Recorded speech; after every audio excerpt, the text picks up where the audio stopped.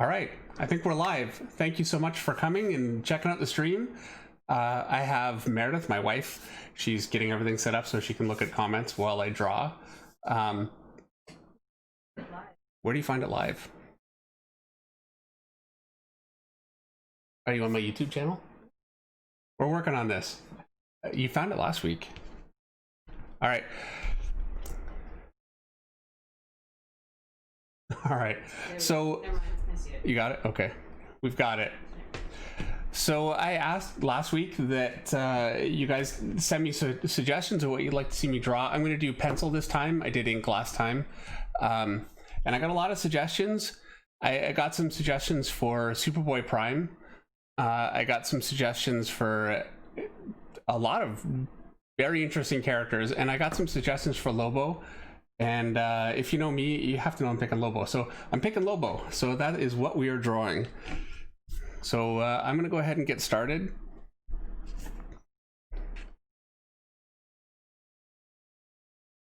Make sure I'm lined up here.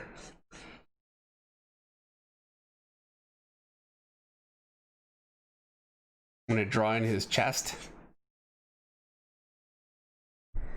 Hi, Jake. Thank you for coming. It's great to see you here. Hi, Outer Rims. Dude Power, thank you for coming. It's great to see you again. Hi, Daniel.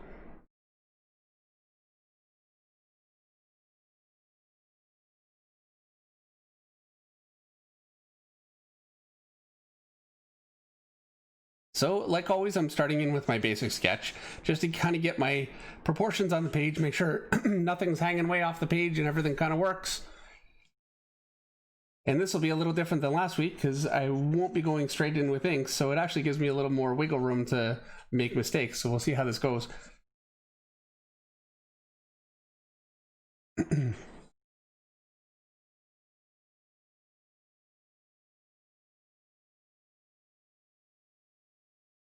Hi, Landon. Thank you so much for coming. Clearly obfuscated. This is a 2H lead.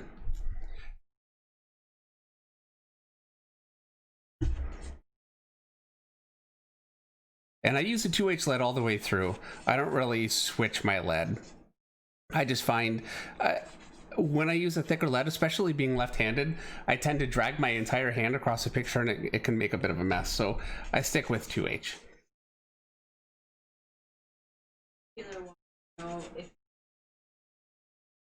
Coop Dealer, I am actually working on a book. It'll be out. We're looking at next year. I think next year is about when it's going to be ready. I've been working on it for years now, for quite a while. I finished Batman in 2017. It is now 2010. It will be 2021 before this book comes out. But it's enormous. It's an enormous book. I'm putting so much time and effort into it, and I really want it to be the best work that I can possibly make it be. So, but I do have a book coming out. I'm dying to tell you about it. Soon. Well, relatively soon. And Elle says Dave loves Rails. Yeah, absolutely. Livestream is a different thing. I have to admit, I am so uncomfortable talking to the camera. I'm talking to you guys right now, talking to the camera, and it is very awkward, and I'm really trying hard to get over that because I feel it's important to me that I actually communicate with you and don't just sit here and look down at the page.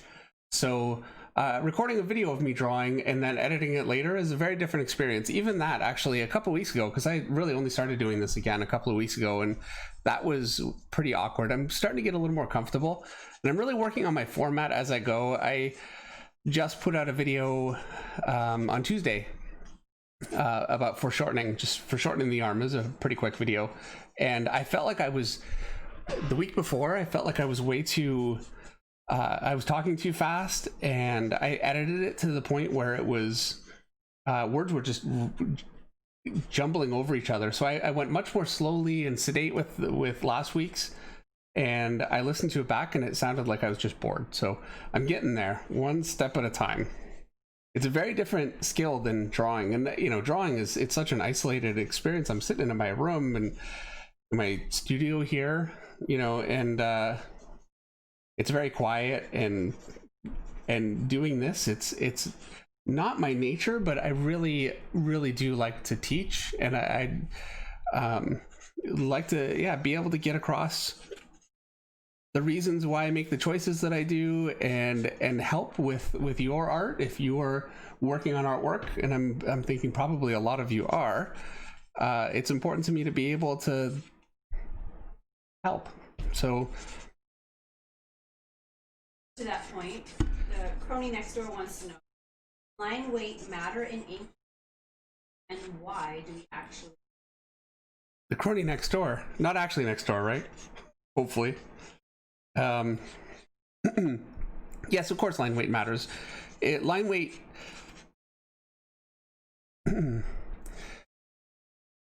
it's possible to draw an entire comic without line weight, and artists do it, and do it beautifully. So it's not a necessity. I mean, if it's a style that you don't like and you want something that's a little bit more graphic maybe, then I'd say don't do it. But traditionally, line weight, it just adds a lot of weight to your characters, and gives them some dimension even before you put shadowing in.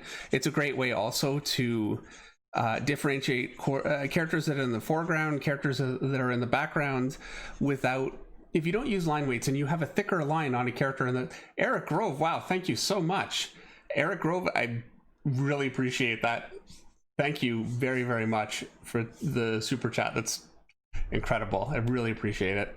Eric is the administrator. I had him set it as moderator for Discord. He's the administrator and moderator and boss of my Discord, and he's also moderator tonight on the channel. And Eric, if I didn't set it up properly, let me know in the chat if it's not set.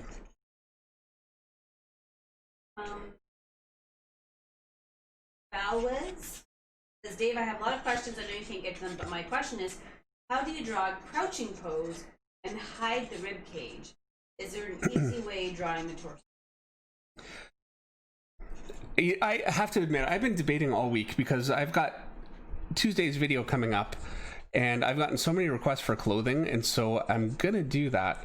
But I think the week after that, I'm gonna go ahead and do a video on torsos, because I'm getting a lot of questions about that. The fact is that if you were crouching, strictly speaking, you really wouldn't see the rib cage, because you only really see it when you extend your chest up and you stretch everything out. But for comic book anatomy, I tend to really like having that rib cage and that definition there, and so I cheat it, really. And I will show you exactly how I do that, why I do it, and for me, what really makes it work. Now I have to apologize, this is a sketch right now, so it's a little light on the page. It will darken up as soon as I start getting this in, and ultimately I have a feeling this picture will go a little bit quicker than last week, because it's pencil, and I'm a much faster penciler.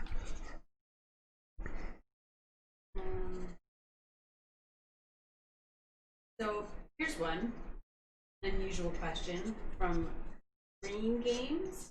Breen Games. If pooping was your superpower, would you use it for good or for evil?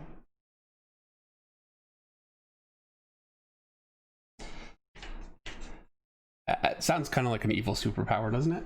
It really does. Yeah, I'm gonna have to go with evil. You really wouldn't want to get arrested for that. It'd be tough to explain. All right, any tips on, this is from Dom Lapointe. Hey Dave, any tips on how to structure drawing practice for a beginner or many things? Dom, in order to structure your drawing practice, you really need to look at it. The most important thing for you to work on is your basic structure, your anatomy. If you are unsure on anatomy and where the muscles go, then you need to be learning from anatomy books. If you're unsure of how perspective works and how to use perspective points, then you need to be working on perspective.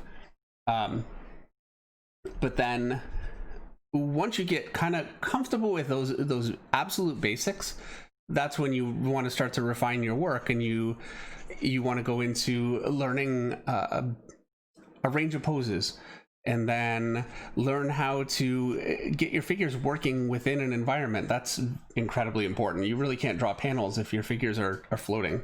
All right, so I've got them sketched in, and I'm going to go ahead and start drawing in just my basic outlines.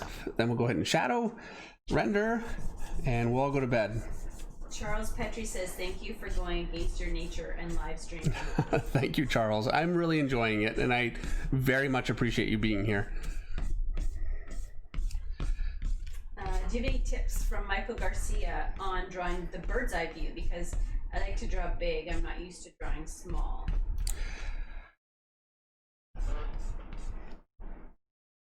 Well, the bird's eye view is from high above looking down. And in order to be able to do that effectively, you really need to know how to structure a scene within perspective and how to arrange figures. So even though they're in different places on the floor, different levels, they all are within the same scene. So it's very much a perspective issue. Once you get that, then you also need, if you have your basic, here's your chest shape, and he's just standing there, straight on. If you're looking down on it, the angle would change, and you'd be looking at more of this kind of angle. I'm way off the top of the page here. And so, and if you're looking up at it, maybe it would be, and there's my armhole, kind of that sort of shape. You need all of the shapes, the basic shapes that make up your figures. You need to be able to turn them in space like that. Once you can do that, that's when if you know how to structure your scenes so everything fits where it's supposed to fit, that's a whole job unto itself, but it's totally learnable. And once you learn how to manipulate your basic forms in space, and that's why you use basic forms, because they're so much more easy to get working in space.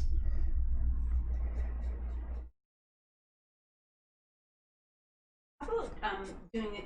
Aaron Swafford asked if you have a video in the future on building a portfolio and how to best present your work to professionals. I actually think is a fabulous question, Aaron, because even myself, it convinced I get people coming up with portfolios, and I think I don't know what to. Yeah, that is a very good question. And I mean, obviously the end goal of all this drawing is to get your work out there in front of people. Hey, Tomek, thank you for coming. So yes, okay, well, the best way to structure your portfolio to get work is to not include any of your old work or work that you're not proud of. So make sure that it's current work that represents the kind of work that you're doing now. And ideally that would be your best work. And then you want to have between 3 and 5 pages of storytelling. I have to be honest, I think 3 is absolutely plenty. Having anything more than that, people can tell whether they like your work. Hi, Philip Russert, thank you so much for coming. People can tell well before 3 pages. They can tell with the first page whether they think your work is working, and then if they like what they see, then the other 2 pages are enough to see if you can tell a story, if you can do a range of things. So you want to have storytelling. It absolutely needs to be storytelling, so they can see that you can set up a scene, you can have an introductory shot, and then zoom in, and then show a little bit of action. You need to make sure to show people in clothing. You need to make sure to show people in rooms, maybe outside, cars, to show that you can actually draw the real world. And you need to show that you can draw superheroes, and that they actually move and look like the heroes are supposed to. It's not necessary that you draw like this or that artist, or you have a really conventional style. I think it actually can be really to your benefit to have a really odd style and make some weird choices. But Spider-Man still needs to move like Spider-Man and feel like Spider-Man. If somebody's reading the comic and it just looks like some kind of an imposter, or they're just not working properly, or if it's just too out there, fans really get very upset about that, because if they're reading a Spider-Man comic, Spider-Man's special to them, and they want him to look and feel like the character that they know. So all of that is very, very important. I don't think including covers or pinups is actually helpful at all. I agree with that. As somebody who looks at portfolios. Yeah, and it feels like such a waste of time. I'm like, oh, and now I don't want to be rude, and I'm looking through everything, but I know it's not really giving me anything that I can go off of. So Dragons Freelance wants to know what your favorite music is, and he says, hi, hey man, you're a great draftsman. What's your favorite music? Thank you so much, Dragons Freelance. My favorite music It depends on what I'm doing. I like a lot of old 70s stuff. We play a lot of cards around here. And when we're playing cards, I don't have the choice of just picking whatever I want. So, you know, it's got to be a pick that everybody can live with. So I like, you know, lighter 70s stuff, you know? And then the music I listen to on my own is all pretty much just heavy metal. Somebody mentioned Pantera last week. I'm a huge Pantera fan. I love Disturbed. I did their album cover. And, you know, that kind of band. So I'm going to draw a blank now that I'm... Huge thank you to Dr. Rock, who recommended William come over and hi to Will I Am. Oh, hi, Will I Am. Thank you for coming. Lobo's hair, always very strange to me. I'm used to doing more kind of flowy shapes with hair, and Lobo's has got to be straight and very jagged. Whoop. So, Atomic Art wants to know, David, what's the hardest thing you've studied? For example, perspective. Hold on, let me get my camera back here. I'm gonna have to bolt this to the desk. Or something. Speaking of which, what angle do you have your desk on? It's probably on a 10-degree angle. It's pretty flat. It's really not that angled. Angled just enough to knock my camera over if I'm not careful. It's more than 10. More than 10? Like 30. 30, yeah? Okay, 30. Don't know my angles. Sorry, did I miss a question? You did. Hardest thing for you to learn how to draw? Wow. There's so many things that were... Perspective wasn't that hard. I didn't struggle too much with perspective. Anatomy, remembering and learning the anatomy wasn't that hard. It was very difficult getting anatomy working beyond just an anatomy book. And that's something I put a lot of research and study into, how to get it... take the shapes that work in an anatomy book and make them actually look real and dynamic in a drawing instead of just like an anatomy book. So that was a challenge. But probably my biggest challenge was any inorganic or any organic shape like trees or rocks or hair, those kinds of things I really struggled with for a long time. Rendering was a difficult thing for me too. And those are things that are so central to my work now. And I think it's because I have a real tendency, I get a little obsessive. So if I really struggle with something, then I can't let it go. So then John Hughes wants to know, do you think tracing helps? I've heard a lot of artists say they used to trace comic artists and it actually helped them. Well, I've never done it. It might. I don't think so, to be honest. I don't know what you'd really learn from tracing. I think interpreting it would be very helpful. I think that goes a long way. But just tracing, I don't think you're having to. It's all about placing objects in space and in relation to each other in order to create a picture. And when you're tracing, you're kind of eliminating that, I think. I mean, I will say this: if there's a technique and it works, then it's a valid technique. So I don't want to say, oh, I don't think this is right and you shouldn't do this. But I have not heard of that being something that's worked for someone. That's my question. Because I'm so far behind in the chat. How many pages can you draw in a week? From Rubens Lima. Rubens Lima, it really depends on what I'm drawing. If I'm doing a monthly comic, like, you know, Batman or something like that, then I can draw 6 pages a week comfortably. I can draw quite a bit more if I'm absolutely pressed, but the quality drops. And I can also even then do quite a bit less. What'll happen is I'll draw 4 pages in a week, and then the next week I'm just under the gun and I'm drawing, you know, 7 pages just to try to catch up. So that happens quite a bit, but comfortably, yeah. And that's just pencil, so it's quite a bit quicker. And then if I'm doing pencils and inks, it takes me about twice as long. I can do inks on these sorts of sketches quite a bit quicker than I can for an actual finished comic page, but So just Dragon's Freelance just wants to know that Judas Priest is his favorite, and Tim Adams wants to know which Disturbed album cover you did because he's a huge. Judas Priest is a great band, so yeah, cheers to that. And it was indestructible. All right, Slindo Zungu, what is your favorite mood to put your art on, like your favorite emotions, to put that on paper? I can answer that one. Rage. That's why we get along so well, because all the anger gets on the page and then we never fight. It's true. It's all true. Yeah, I like heavy metal. To be honest, I don't actually listen to music that much. I go through phases.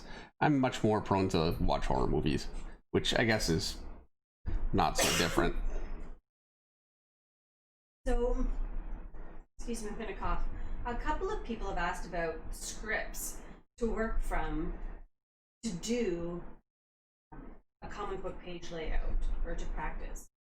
Where would they access that? If you need a script, just ask Meredith behind me and she will happen. There's got to be stuff online, right? There are, and I don't know though, but okay, I don't know. I know, okay. I tell you what, if you ever do an evaluation of somebody's comic book page, I'll give you like a few pages of script from one of my books. There you go. All right. If you want to do evaluation. What's Andy's Comics Experience? Yeah. Oh yeah. He's got stuff up there. That's Andy Schmidt's company. He's great. He's a good guy. So yeah, Comics Experience is a good place to go. Serratical16 says he's watching as he plays the guitar, killing two birds with one stone. Awesome.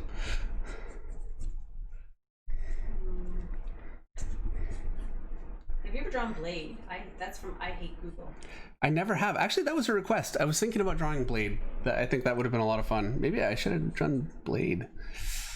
I never have too, so I've got to draw his chains.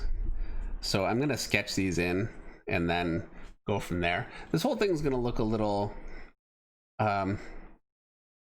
not the best until I start actually being able to fill in the detail. So bear with me. This is the way that I work. I find it's the most efficient way. I get everything drawn in, it all works well enough, and then I can start to get the details in and start to get things I can take a look at it and see if the sizing is working and everything's kind of fitting, and then from there we'll actually start to go into making a picture that doesn't look like, a coloring book. By the way, Tim Adams says DC has some samples on the website. Oh yeah, thank you, Tim Adams. That's great. I really appreciate the help there. Yeah. So yeah. Marvel probably has. I'm sure there's stuff out there. Philip Russer, do you have a dream character or book to work on, or have you already achieved the dream? And I feel like, Phil, if you're looking at the character he's drawing today, that question is asked and answered. But I'm not Dave. Yeah, oh yeah, I would love to do Lobo. I would absolutely love to. I find the biggest hang up for me being able to do Lobo is when you work for Marvel or DC, they have a tendency to,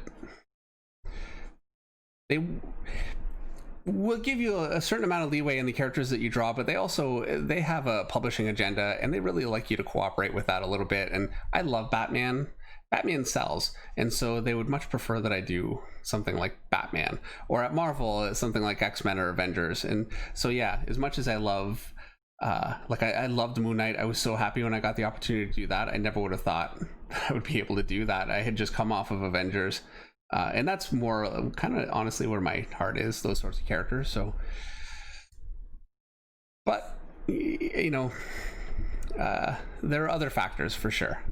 So 2 questions. Oh, we just had another chat from JSG Create. Great content. I can't wait to see the channel blow up. PS, check out the King Gizzard and the Lizard Wizard albums, Infest the Rat's Nest or Murder of the Universe. Great stuff. I've never heard of that stuff too. All right, I'm gonna check it out, and thank you very much for the super chat. That's really greatly appreciated. Yeah, I'm gonna actually have to go back through this chat and find that and look them up. Okay, so I have to answer this question because El Guapo Comics says, Dave, I love your work. You are an inspiration to all artists of kindness and professionalism. But I love the Bible Book of Ruth. How can the person get a copy of the one Meredith did for a Kickstarter? So El Guapo Comics... No. I just want to point out, not Meredith's chat. But if I'm moderating, I'm going to answer that question. And you can actually now order it. It's in the solicitations. So if you contact your local comic book shop, you can now order a copy of that book. All right. And there are people on here who I know already have copies. All right. I met you, Red Cap Man Studios. I met you and Mark Silvestri at a Toronto Comic Convention in 1997. Oh, jeez, I remember that convention. You and Mark said some kind words about my art, and I just want to say thank you for... Well, thank you. Yeah, I remember that convention. That was the first time we had done its Fan Expo. It was, I think, maybe even their first show. I could be wrong, so I don't want to, maybe, you know, if not their first, it was certainly one of the first. And they gave Mark a Toronto Maple Leaf shirt. I was jealous. I didn't get one, but it's all right. Henry Jermack wants to know, David, what was the first Bisley artwork that you did or that you saw? ABC Warriors, Grendel, or Lobo? Actually, it was Batman. Judge Dredd. Batman Judge Dredd. Judgment on Gotham. And then right after that, I saw Lobo. And it actually, the first Lobo that I saw was a book with a Sam Keith cover. And I remember I got it. Actually, I had no idea that it was Simon Bisley. I got it because I thought the Sam Keith picture looked great, you know? And I opened the book. I thought, what's this? It's like, it was totally not what I was expecting. I was not disappointed though. As much as I love Sam Keith. So, how did you develop adding all that style? This is from Vlogs. Was it in a class or was it just over time, adding all the or stylistic choices? Over time, and really, it's years of just, you know, this artist draws teeth in a really great way, and so I pick that up as much as I can. And this artist does this really great, and you know, if there are so many different skills in comics and so many different artists that they all have varying degrees of skill at different things, and I think it's foolish to not, you know, you don't want to look at one person. If you like somebody's rendering, or you like, you know, some of how somebody does a finished style, take from that what you can. Hopefully I'm not coming off the bottom here. All right, but don't ignore artists that maybe don't necessarily work in a style that is what you like if they do something that's absolutely incredible. Like if an artist just does really dynamic figures, but it's very cartoony and that's not what you do, there's so much you can still get from that. There really is, and it's a big mistake to ignore it. So all of my style that I've gotten, and I say this all the time, I totally created all on my own. No input from anyone. I had a question. Oh, Kyle Williamson. Hey Dave, love you. You inspired me to continue drawing.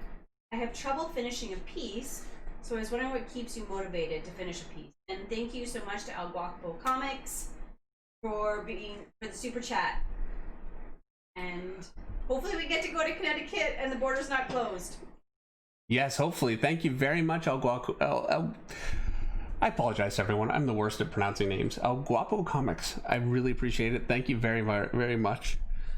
And I missed your question. I'm sorry. No, he just wanted to say thank you, Meredith, and that he loves you. Oh. And that he met you at the Comic-Con in Connecticut a few years ago.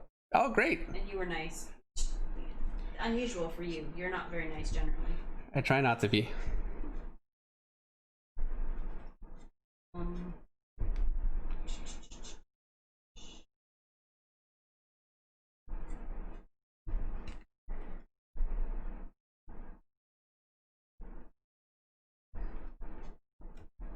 Red Cat Man Studio says, I still have that poster that Mark signed for me, and I have pictures of you in the background. Ha ha ha. Michael Garcia. David, did you ever come up with your own superhero as a kid?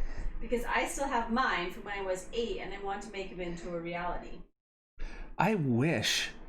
Because you know what? I really wasn't introduced to comics when I was young. Not in a way that had an impact, unfortunately. And so I got into it a little bit later, and I wish I would have been more into it when I was young and create all kinds of just crazy stuff that I could look back on. Eric Larson has spent how many years now? 25 years? More. 20. Anyway, a long time drawing Savage Dragon. And that's a character that he came up with, when he was a kid. Thank you so much. It's Knock. Hey, it's your son. It's oh, it's Everett. It's okay. Thank you, Everett. Thank you very much. He's watching the stream.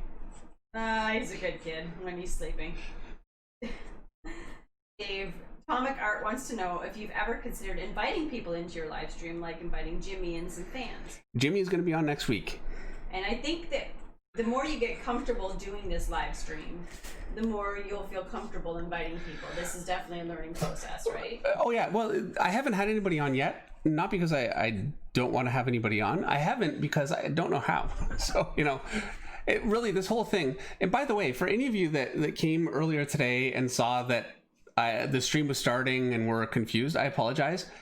I'm really figuring this thing out. So it's every stream. It seems like there's something else that comes up that I just didn't anticipate. So I talked to Jimmy actually today a little bit. He helped with the issues I was having earlier on. He's going to come on next week and we'll get a chance to chat a little bit. So yeah, that is coming. And Dave, I just want to say, Maryville, and I apologize if I mispronounce it. Maryville Nidbu says, hey Dave, big fan of yours all the way from South Africa, Cape Town, about 2 a.m. and I set my alarm just to catch you live. Oh, wow. Thanks for being such an inspiration to me. Keep up the great work. Thank you so much. I really appreciate that. That's a sacrifice. Thank you very, very much. Thanks for being here. Did you answer the what keeps you motivated in finishing a piece from Kyle Williams? Oh, no. I have a hard time. Yeah, okay. Yeah. My wife. Not just that, though. I really have a hard time letting go of things once I start. It's very difficult for me to, like, for instance, work on 4 or 5 pages at once, because once I start a page, I just need to finish. So, yeah, I mean, I have a hard time working. That certainly happens. But I wouldn't say it would be specific to a particular image, because I cannot let go once I start something. And to be fair, you were successful long before I met you, so you're clearly capable of getting your work. I can get work done. You know what? It was easier then. Less distractions. Less distractions. All right. I had a question. Oh, Johnny Cage said if Jimmy's going to be on, then I'll have to have someone to troll a little bit. So watch out next week. We have moderators.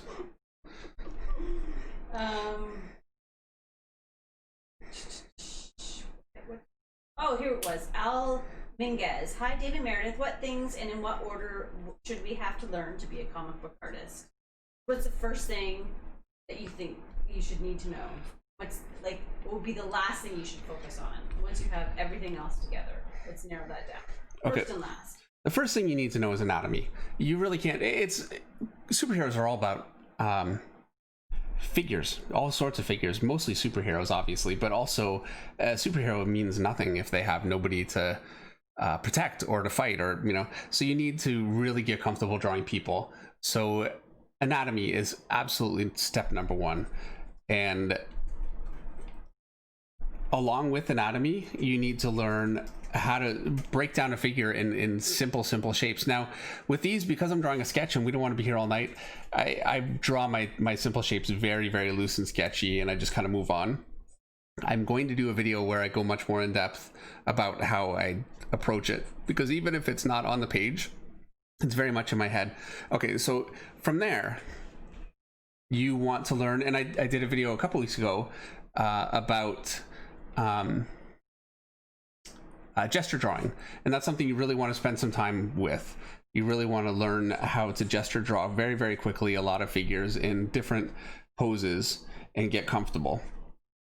And then I'm coming off the page here. We're going to stop there. All right. We have a new super chat from Trent Early. Hey, Dave and Meredith, I actually went to college with Colin Dyer. I love Colin. He's a friend of mine. We both majored in sequential art. I had several classes with him, including superhero comics with Tom Lyle. God bless Tom, because if it wasn't for Tom, Colin and I wouldn't have worked together. So I was very sorry to hear about his passing. Thank you so much, Trent, for the super absolutely. chat. Yeah, thank you very much, Trent. Thank you. And thank you so much for coming and watching the show, and say hi to Colin for me.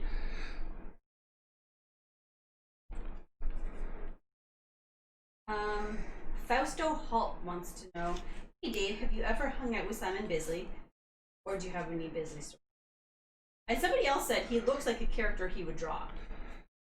Yeah, you meet a lot of artists and you think, oh, they're going to look like this because of what they draw, and then they don't. Simon Bisley looks like Lobo or Slane.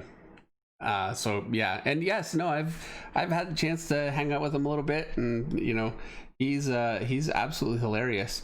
I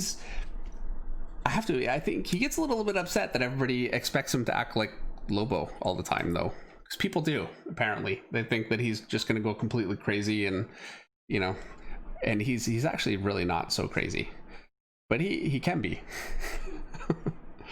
He's really great. He's very, very entertaining. I could just listen to him talk all night.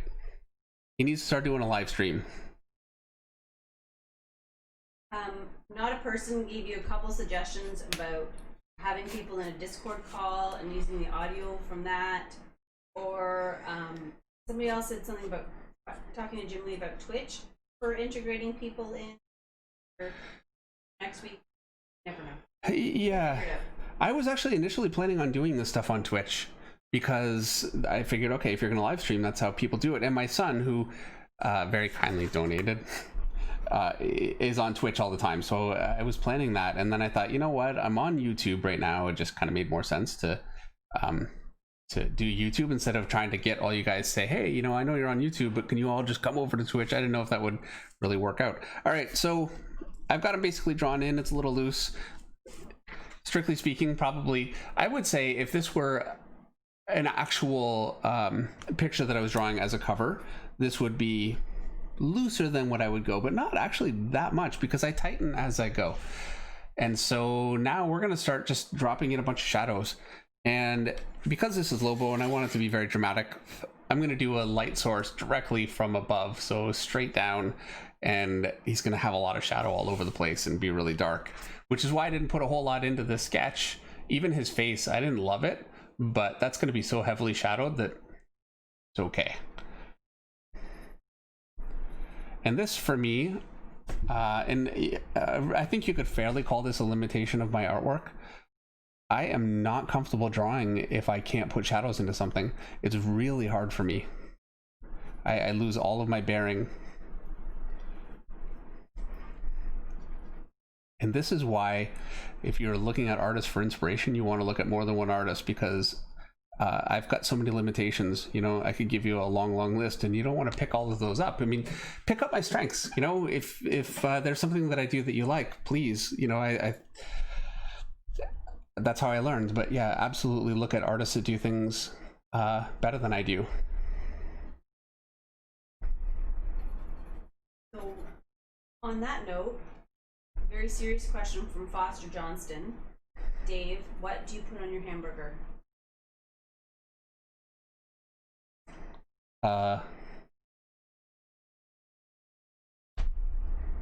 Mustard. Really? I'm not answering this question.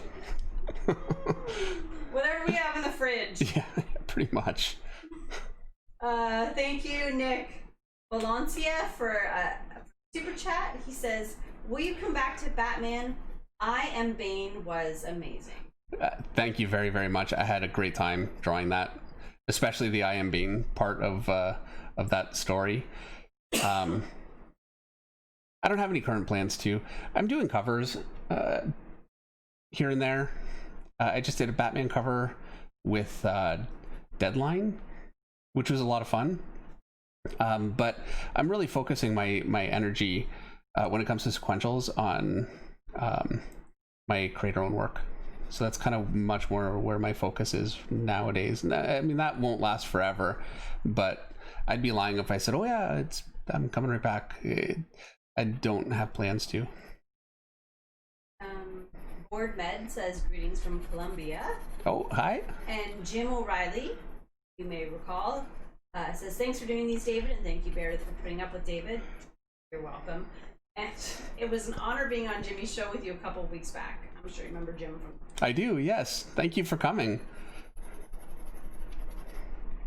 It's good to have some of the Jimmy crew here.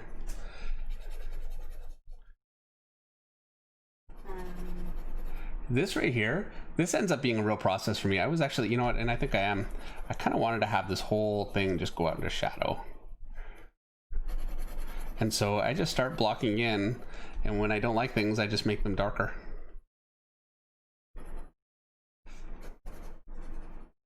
This is where a brush is nice.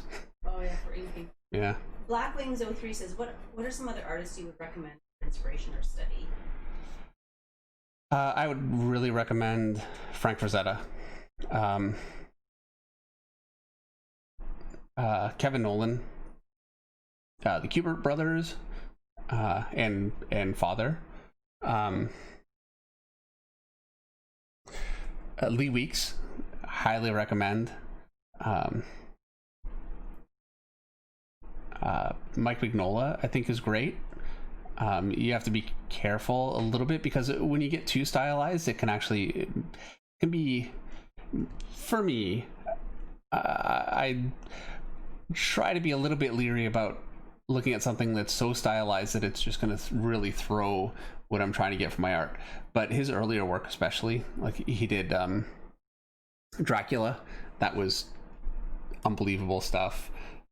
His first Hellboy miniseries was incredible. That's the stuff that I look at for Mike Mignola. LM wants to know what pencil strength you use for shadows, but it's the same 2H pencil you're still using. It's always the same. J-Zone Art says greetings from Venezuela. Oh, greetings to Venezuela. And our South African guest, Marivale, says, Dave, in terms of drawing backgrounds, how do you get the composition right between the character and the background? And do you base your backgrounds on real life settings like cities and landscapes? I don't base them on real life settings like cities and landscapes if I can help it, because I don't like doing the work. But especially working at Marvel, that tends to happen quite a bit. And writers will say, this takes place in Times Square. They love Times Square. The amount of times I've had to draw Times Square. So yes, at times, but I do it really under protest. And how do I get my figures in? Well, composition, like between figures. Okay. So here's my panel. And I can't just draw a figure and there he is and then there's my background. I can, but it can be a little bit flat. So what I'll do is I'll think, okay, what am I drawing, Meredith? Help me out here. I'm going blank. Wonder Woman. I don't know what. Okay, climbing a mountain. I don't know. Okay, we'll do that. So here's my mountain, and my perspective is kind of going to go up like this. So here's my mountain. I'll draw that in, and then I know that I've got my perspective like this, and this is why it's so important to learn perspective. So Wonder Woman's body is going to follow that perspective. Here's her leg here, other leg, her arms reaching up, here's her hair flying out. This is a terrible sketch, but the point is that it's very, very easy. As much as this is a cheap little sketch, here she is and she's on a mountain, and that's really what it comes down to. Another thing that's important is I planned the sketch so she's kind of in a good spot. Like her head is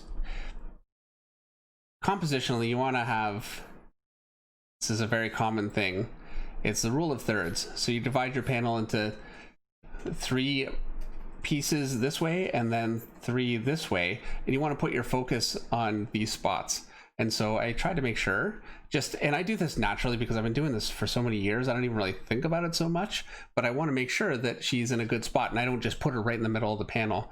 So there she is, and I'm going to draw, and maybe I'll put a big shadow here just to kind of balance the shot, and my sky is coming out here. Anyway, I'm making it worse, but there you go. That's how I do it in that particular instance. But honestly, all the it's always a variation of that kind of theme. It's very, very easy.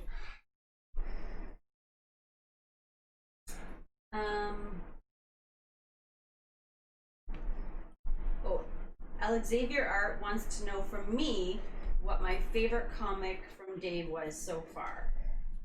And I would say, actually, and it's kind of the one that I have a couple of answers to this.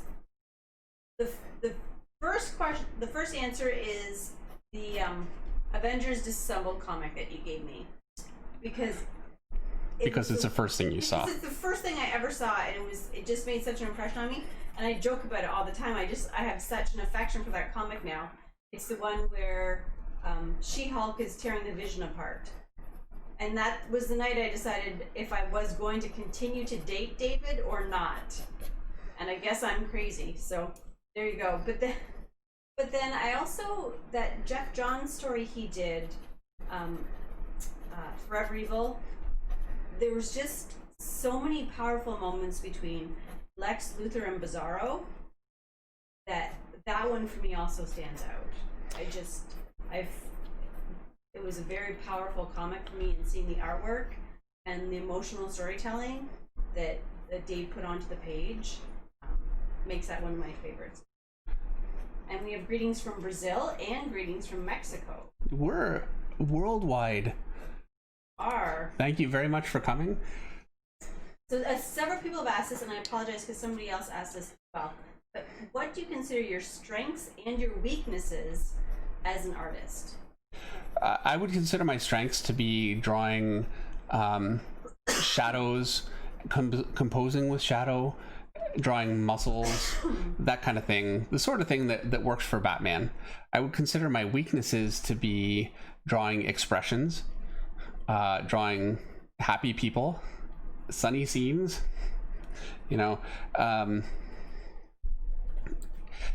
finding ways to make boring scenes interesting is a real challenge for me. I really struggle with that. I had to draw a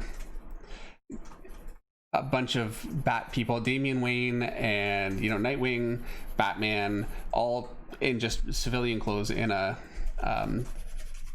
restaurant eating hamburgers. It was like a Bat themed restaurant, and that took place for like half the issue, and it's maybe one of the worst issues I've ever drawn. I thought it was a great story though, so I thought it was worth it, and I'm willing to go pretty far when I really believe in the script, and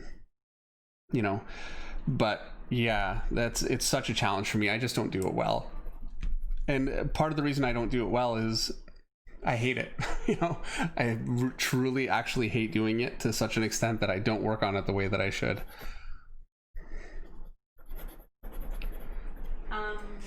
BJ Scorpio, Dave, you mentioned in one of Jimmy's streams that you'd like to work with Jay Lee. If that were to happen, what kind of project would you want that to be, and who would do what?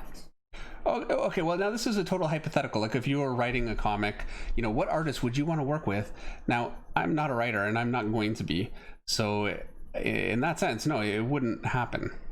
But I was just thinking, if I was a writer, yeah, what artist do I think really just gets across, mood, and his characters are just regal, So I love his stuff. So yeah, I couldn't really break it down like who would do what. I wouldn't touch his work, not for a million years.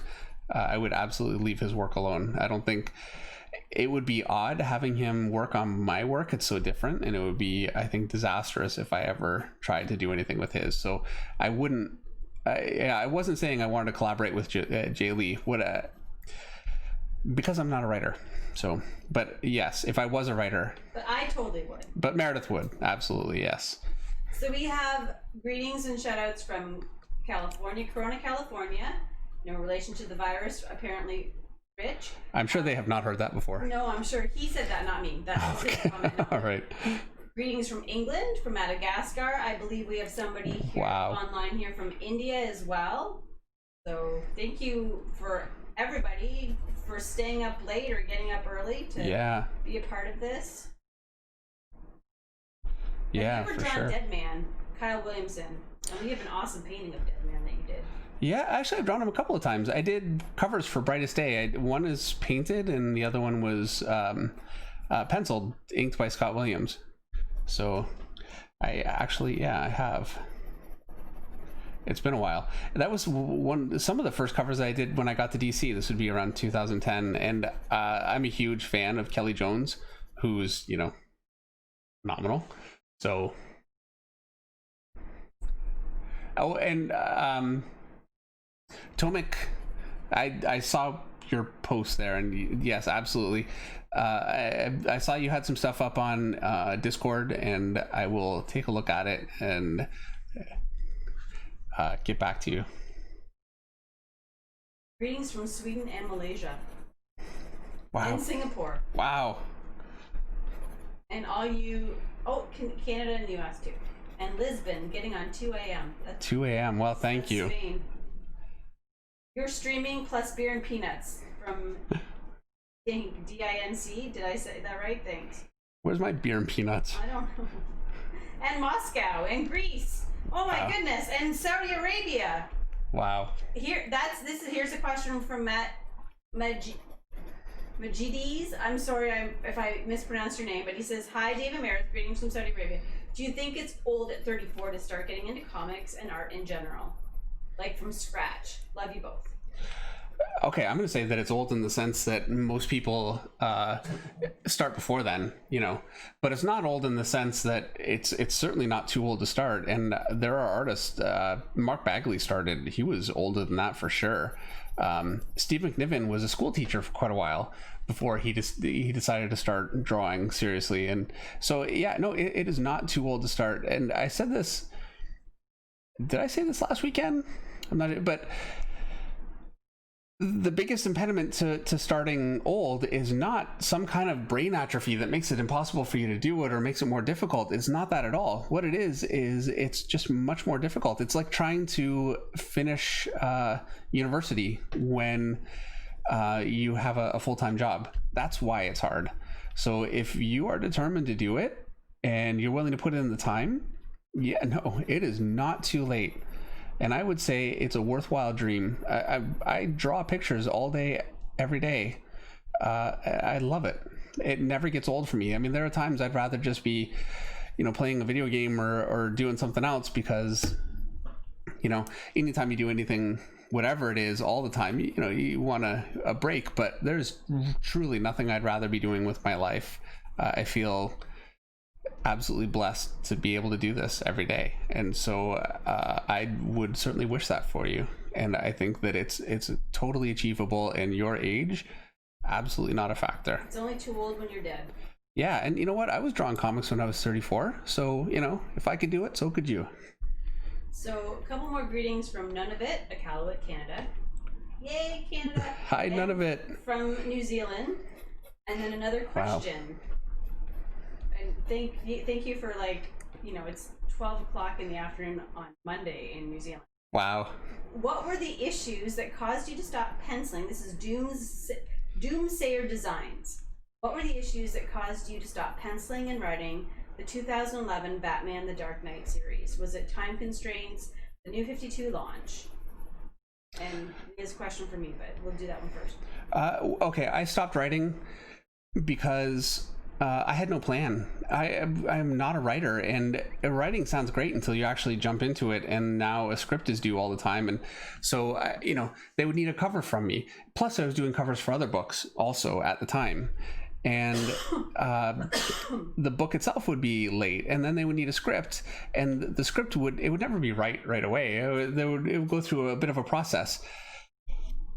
It was too much for me to keep up with. By issue 3, I was waking up in the morning and making something up that would happen in the story next, and it was around the end of issue 3 where I thought, okay, I can't keep doing this. I need some kind of help. And so I got help, and I would never do it again. I love helping Meredith with writing in the sense that, you know, he's my editor. I read it and I say, gee, I like it, or I don't like it, and this is why. I can't really break down a story, or, you know, I'm not useful in that sense, but I am useful in the sense that I'll be honest whether I think it works or not, you know, and that's worth something. So, but yeah, I'm not a writer. As much as I would love to be Frank Miller. I mean, hey, that would be great. You know, I'd love to be able to do it all, but I finally realized that there are things that I do better, and there are things that I just don't, and it's a mistake for me to divide my time too much. It's like painting. I love painting, and I would love to do it more, but I have to make the decision. Like even now, if I've got so many hours in a day, if I was painting, I certainly wouldn't be doing this. I couldn't do live streams and that kind of thing. It just wouldn't be possible. I couldn't keep it up. So I have to, make those choices, and it can be hard. Julius Lee wants to know, hey David, would you ever be interested in doing videos of portfolio reviews for amateur artists? You know, I actually talked to Robert Marzullo about doing something like this in a live stream format, and he was interested in doing it. We need to plan it. So that's something that, yes, I would like to do. If it's a live stream or a video format, whatever it happens to be, I would definitely like to do that. I'm really, the main goal of this channel for me, you know, it's nice to sit here and draw for you guys and sit and talk, and I think it's a blast. But I enjoy teaching, so yes. The long answer is yes. Here's an interesting question. Jesus Avelino de Vea Mendoza. Hey David, I like your Bridgman-like figures. How do you deal with hand injuries? Have you ever had a hand injury, or like carpal tunnel or anything like that? You know what? Assuming that's what he means. Oh, okay, nothing serious, but I have to admit, I can actually feel my hand tightening up a little bit. I don't pencil like this. It's so rare that I ever do this. By now, I would be long into inking. And so, yes, I'm feeling it a little bit. I put more pressure on a pencil than I do with ink. So, yeah, if I was doing this more, I would have some tape. Or so. Actually, somebody mentioned, and I saved a link. I found it. I'm just so lazy that I haven't actually gotten to buying it. But using tennis tape. It's like a tennis racket tape, and apparently it's spongy and it works really well. So I'm going to give that a try. So no serious injuries, no, thankfully, but definitely discomfort. I find as I get older, it gets harder to sit at a desk, and I have a lap board. I just sit back on the couch and draw that way. It's just uncomfortable to sit at a desk all the time. I know Scott Williams has got this whole crazy chair kind of a technology worked out that really works well for him. He was really struggling with that for a bit. So it's a reality of getting older. Not that I'm old.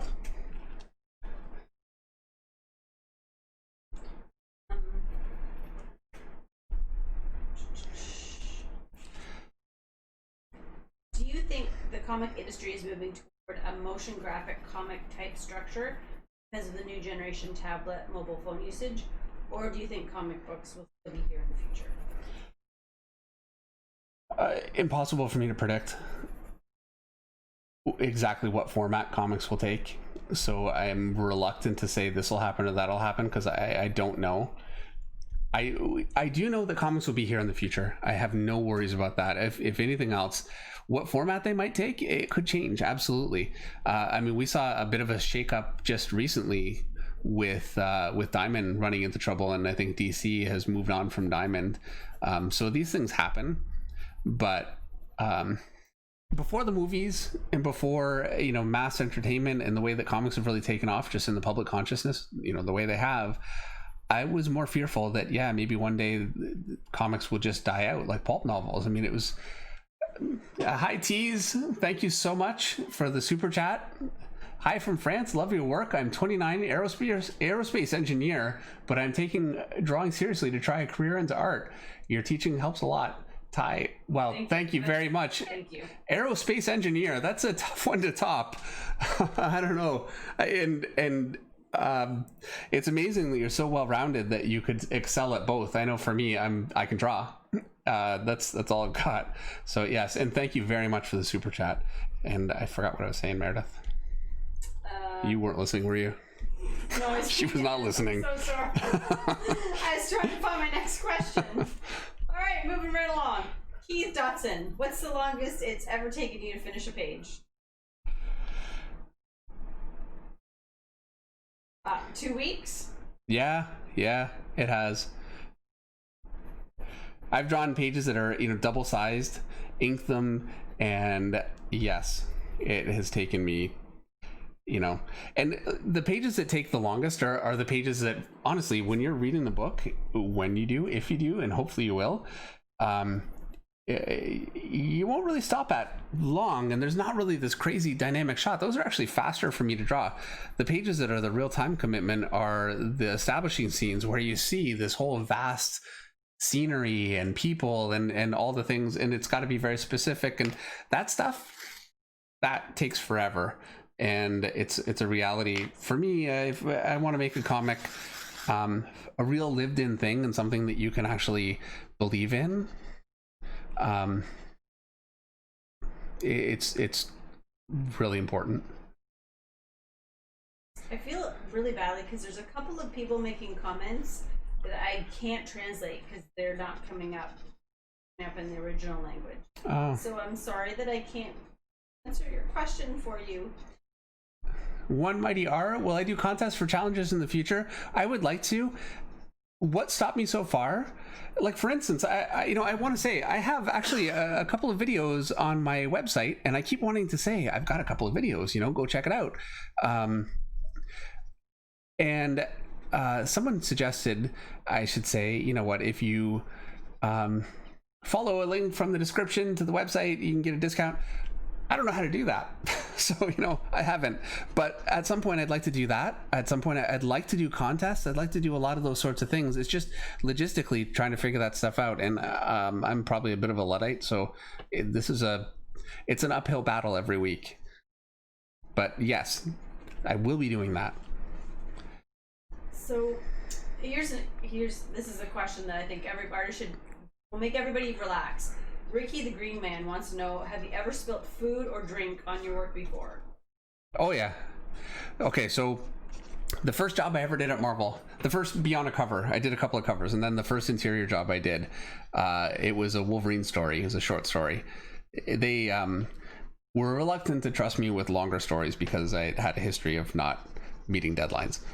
So I made sure to get this thing done. It was all on time. I was pretty happy with it, and it was a bit of a stretch for me. It was different, Anyway, I put all the pages on my desk. I had laid them all out so I could see what the whole thing looked like together and kind of get a sense of it. I had my coffee in the upper right-hand corner of my desk, and I don't remember how. Anyway, I knocked it over, and it went over at least one page entirely, the whole page, and then it hit at least a little bit every single page. It was like 12 pages, the whole story. And I had to turn it in like that, and say, yeah, please hire me again. And you know what? They didn't care because it's a slider in Photoshop to fix that. I honestly don't worry about that now. I end up with stains and stuff on my pages all the time, and it's part of the story of the original. That's right. It's a patina. That's right.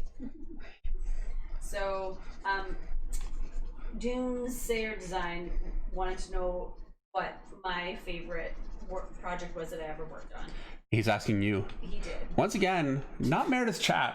Hey, I'm moderating, so I'll answer a couple questions.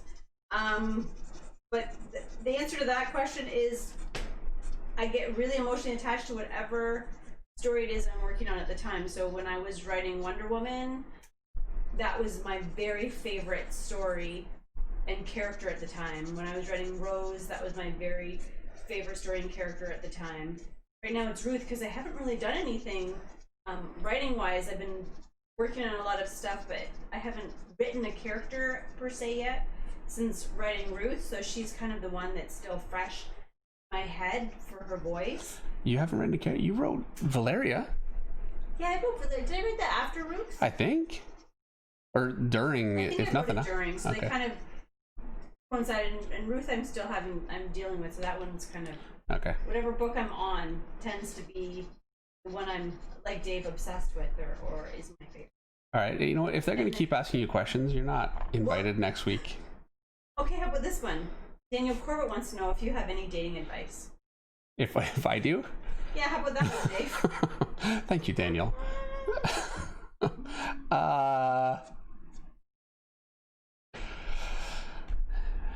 You know what? I'm going to give my dating advice because... you give it to our kids. Yeah, I met Meredith and she turned out okay. I'm not a forward guy, and I'm not really the kind of person to meet somebody at a bar, that kind of thing. So I met Meredith online, and I was fortunate because she had 2 young boys from her first marriage, and so she really wasn't at the bars and couldn't get out there. King Everett, thank you very much for the super chat. That name sounds very familiar to me. How do I draw a leg bent facing straight at you?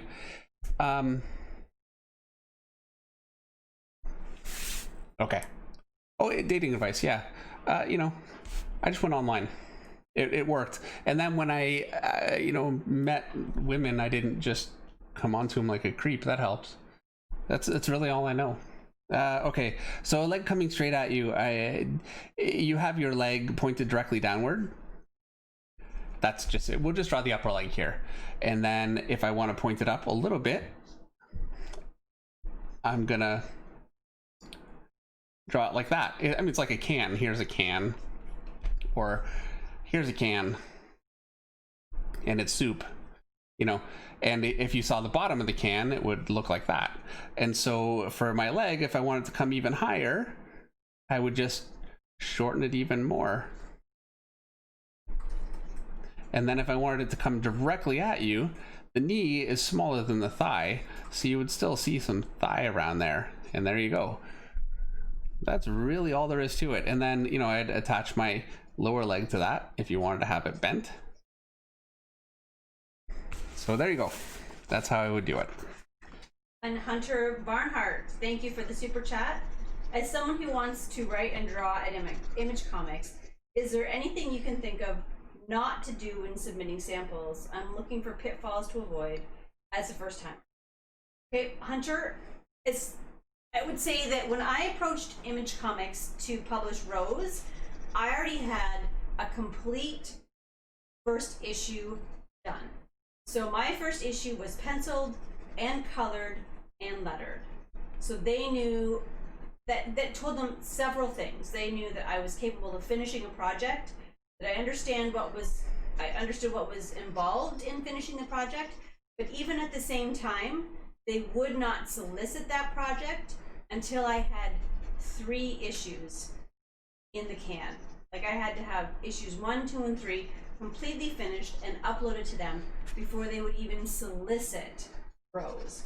So if you are looking to submit something to Image, you have to, at this point in the way comics are, I think you really have to be submitting at least a solid first issue and saying, this is what I want to do. I think if you go to them with a pitch and a little bit of introductory artwork, I don't think that you're going to get the response you're looking for, and I don't think they'll take you seriously. You have to show that you're willing to put in the time and the effort.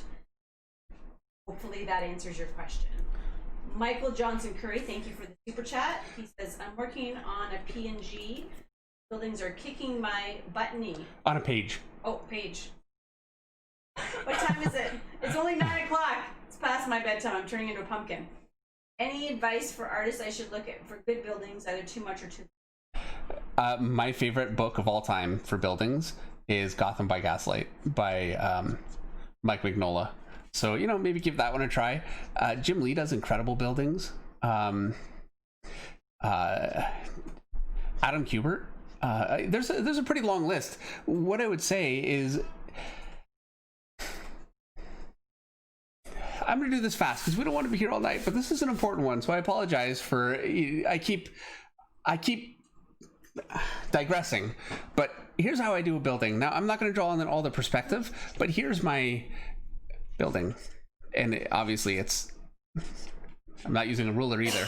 And so I guess I am going to draw it in a little perspective. And here we go. That doesn't even show up on camera. Okay, anyway, so what I would do is I would say, okay, I want a window here, and a window here, and here, and here. And you know what? I've done this before. My windows are too wide. I just erase the side of the building and move it out. If that doesn't work, then I have to. Anyway, so I've got just lines for my windows, and now I'm going to draw the top of each window. And now I'm going to draw like a little sill. I don't know. That's not whatever that is. It's like anatomy. I know what I'm looking at, but not the name of it. Here, this would be the sill. So I'm going to draw the sill underneath. I'm just drawing the shadow from it. Now I'm going to draw some detail inside here.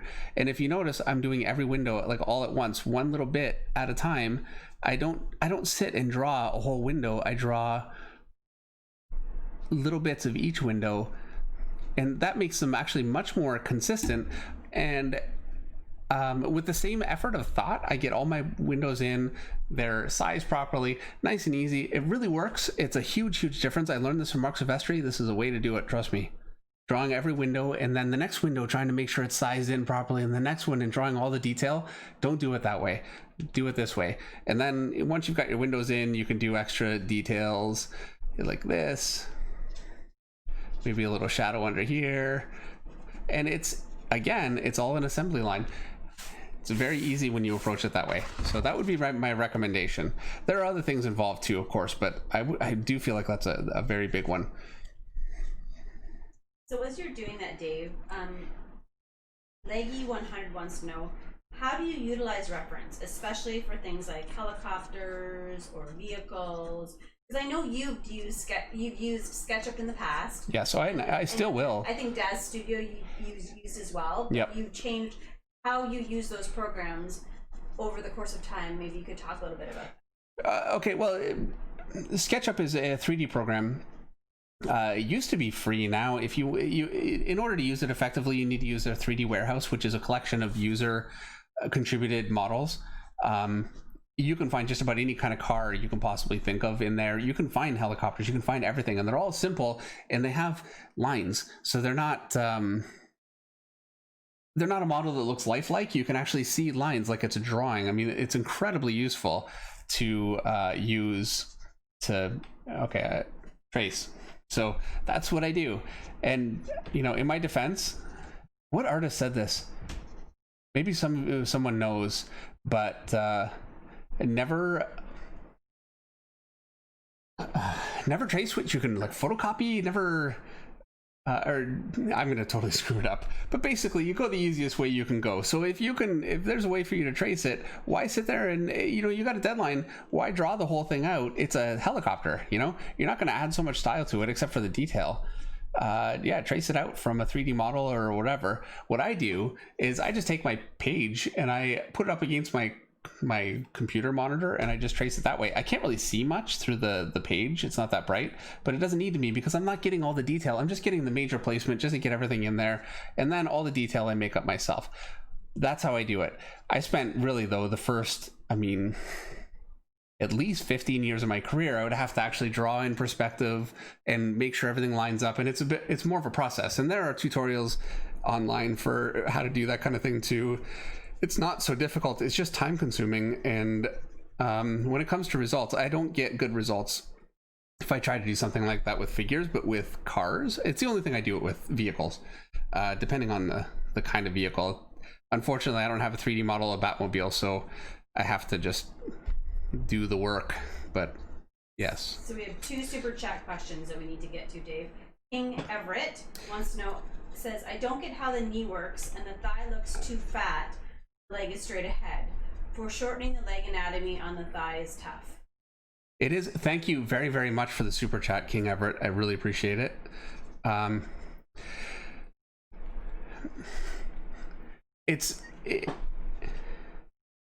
It can be, you know what, I have to be honest, it would be easier for me if I could actually see the example you're thinking of, because it's a little difficult for me to envision exactly what you mean. But all of those sorts of foreshortening problems are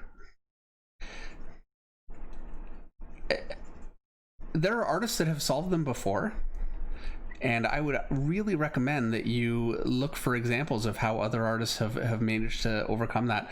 My favorite artist for that kind of, actually exactly that thing, drawing legs in those kinds of extreme foreshortening positions, is Joe Quesada. The absolute best. I would definitely recommend. Maybe give that a try.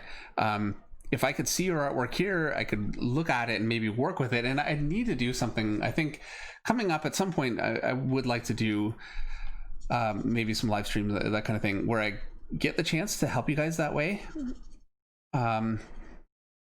But it's very, very easy for it to look odd. I think a thing that really helps for me is if you go a little bit harder with your shapes instead of too round. That can really help.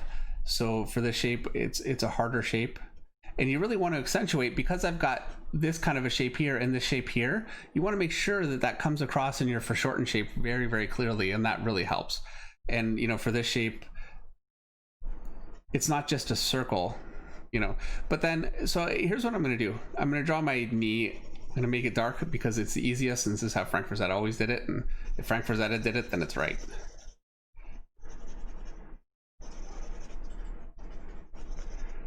And then here's,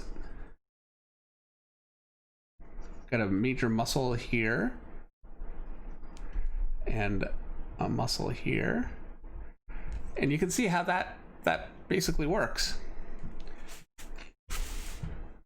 I wish I had better words to articulate that, but it would be very helpful for me to be able to see actually the problem that you're facing.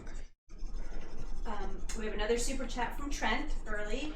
Thank you, Trent, very much for the super chat. Again, thank you. Yes, thank you. Do you still sell your perspective video? The answer is yes. Yes. I bought it in 2016 and loved it. Ended up losing it on an old hard drive, but anyone wanting to learn perspective and how he renders buildings should buy that. Trent, just send me an email and I can send you a link. You can re-download it. And thanks for the shout out, Trent. Yes, we appreciate that. And then we have another super chat from Jamie Waljic. Hey, Dave. Thank you, Jamie, so much for the super chat. Really appreciated. And what was the question, Mary? Love that you're doing these videos and streams. Do you see any value in beginning artists trying to reproduce released pages?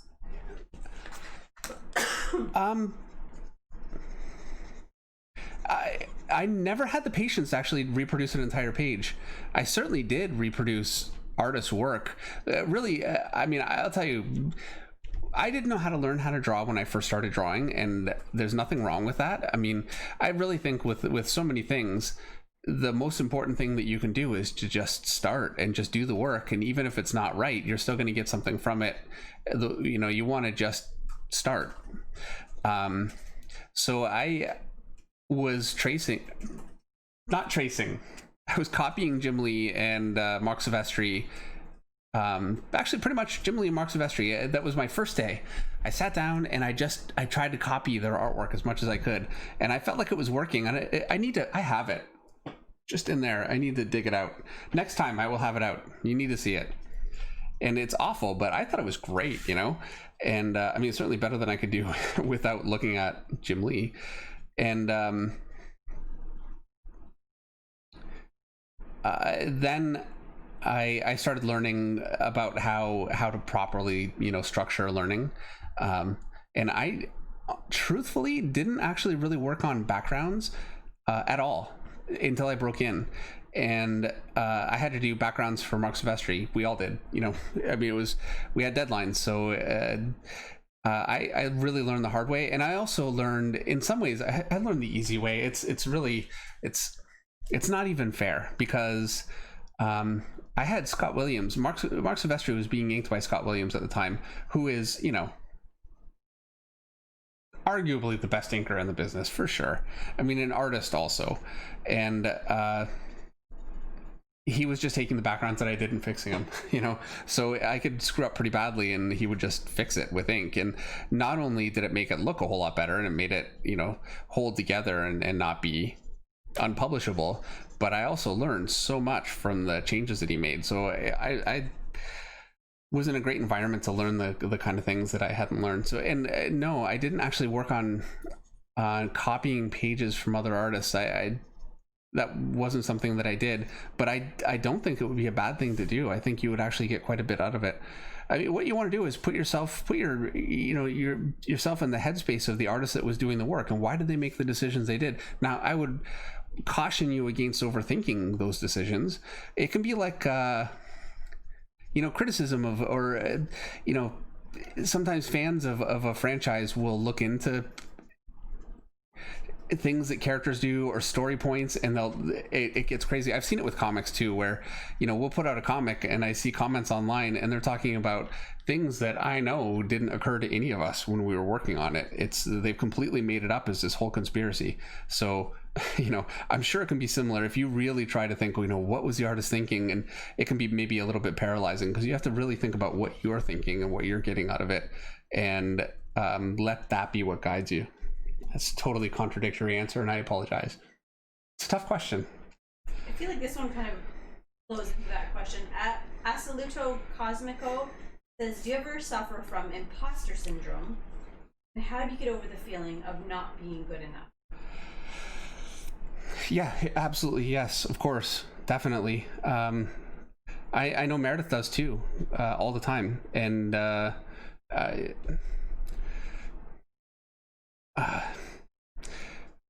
I think you just have to focus on what you're doing. Yeah, you can't be. I mean, I know personally for myself, the more I'm paying attention to what everybody else is doing, the less I'm focused on getting better myself.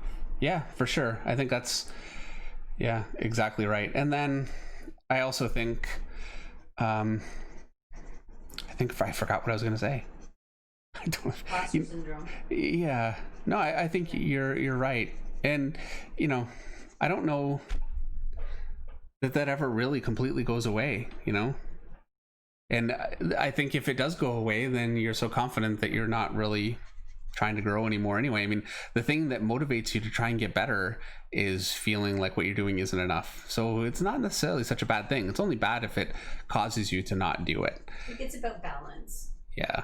Using it for inspiration and drive, but not allowing your fear of not being good enough to paralyze you. Yes, and also if you're doing it, if you're doing the work and learning and putting in the effort, that puts you so far ahead of so many people. You are not an imposter. You are actually actively working toward getting yourself where you need to be. And so it's definitely a real thing, and I've definitely faced it. But okay, so I have two questions here. DSFC GA. I don't know, when they come like that, I don't know how to say them. Which book would you love to work on, and with which writer? I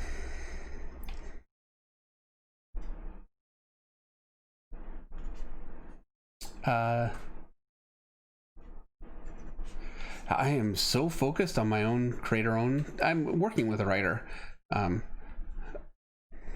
I'd love to work with Meredith again. I really would. It's difficult for us to make that work out. And also her tastes are so different than me. I don't know how it'll necessarily work out. Someday. I don't know if you guys noticed. I'm saying, oh yeah, penciling, it's so much faster. The shadowing is taking me quite a bit longer with a pencil because I can't just slap in a big shape with a brush. So you're just penciling. Yes, no, I wouldn't go so far if I was going to ink it. And then manga. Alessandro Crapel asks Dave, is there any manga that influenced your work? And I know the answer to this is yes, but why don't you talk about what it is? My biggest manga influence would be Masamune Shiro. He did Ghost in the Shell. And he had just incredibly kinetic layouts, great technology. I love all that stuff. So yeah, that's a huge influence for me. Nirasawa, who is a Japanese sculptor and toy designer, film designer, video game designer, that kind of thing. He's a big influence. That's not even manga though. I'm totally. Battle Angel Alita was a big one early on. I did Aphrodite 9, which is a robot kind of definitely influenced by Battle Angel Alita. Akira, really the older stuff. A lot of the newer stuff, it's Kill la Kill. I absolutely love that one. Thought that was great. So yeah, there are definitely some. So let's move on to a video game question, because I know you love your video game. First of all, what video game are you playing right now? What's your new video game? Mafia 2 right now. And I just finished Star Wars Fallen Empire? The new Star Wars one. So leading into that, Ricky the Greedman wants to know, have you played Alien Isolation on PlayStation or Xbox? And also, do you like H.R. Geiger's work? Yes, of course. Actually, all of us at Top Cow years ago were all heavily influenced by H.R. Geiger. And so if you look at Witchblade and Darkness and a lot of the stuff that we were doing at the time, you can see a lot of Geiger influence. So yeah, for sure. And Alien Isolation, I played it, but I actually played it in VR. It was not really designed for VR so much, but they had a way that you could set it up, and so I played it with the big goggles on and that game scared me a lot. It was too much. I love horror movies. I don't want to be in the horror movie. Call me a chicken. So yeah, and I never played it outside of that actually. So, but it was a great game.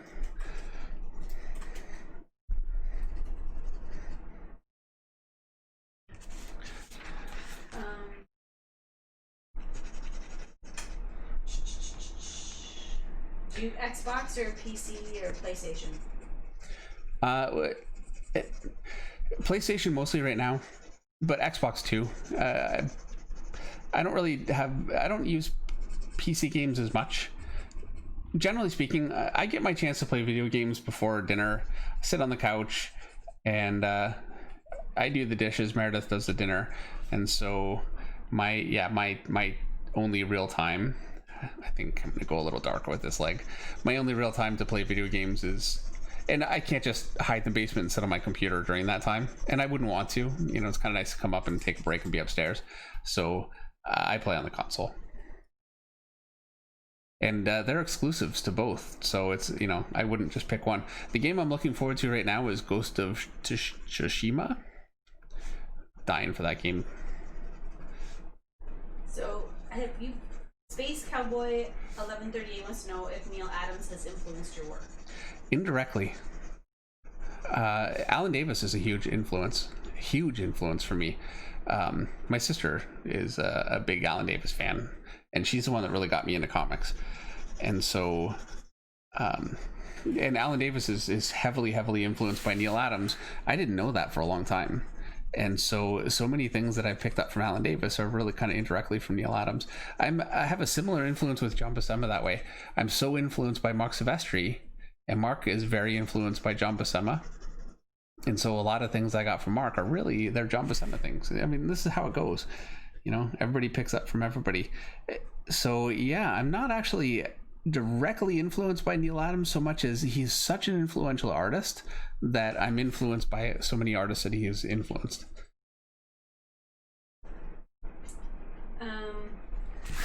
What do you like to do outside of comics? T wants to know. And then T, this was perfect timing. T also wants to know, what was it like working on the Watchmen? Well, okay, as far as what I like to do outside of comics, I like playing video games, obviously. Talk about them a lot. Thank you very much, Frog of Thunder. And yes, I would absolutely work with Mark Millar. I've worked with him before on Ultimate X-Men. It's a long time ago now, but yeah, I think he's phenomenal. And I'm a huge fan of his movies. No, back to T super chat question.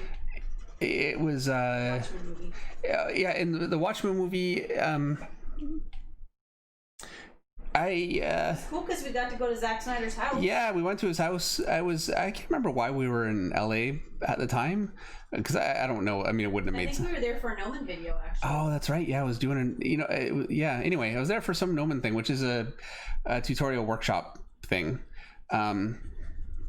And so, yeah, I talked to him on the phone and I said, you know what, I'm going to be there. And he said, oh, you got to come by. So we went by, he gave us muffins. They're very good. Met his family. And he had I don't know where he is now. He had a beautiful house overlooking the Rose Bowl in Pasadena. The whole back wall was all glass. It wasn't a huge place. I mean, I don't know.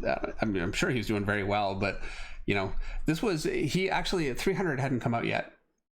And he showed me he did all of the storyboards for his own movie.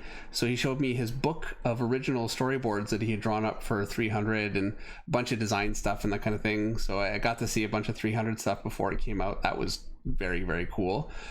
Yeah,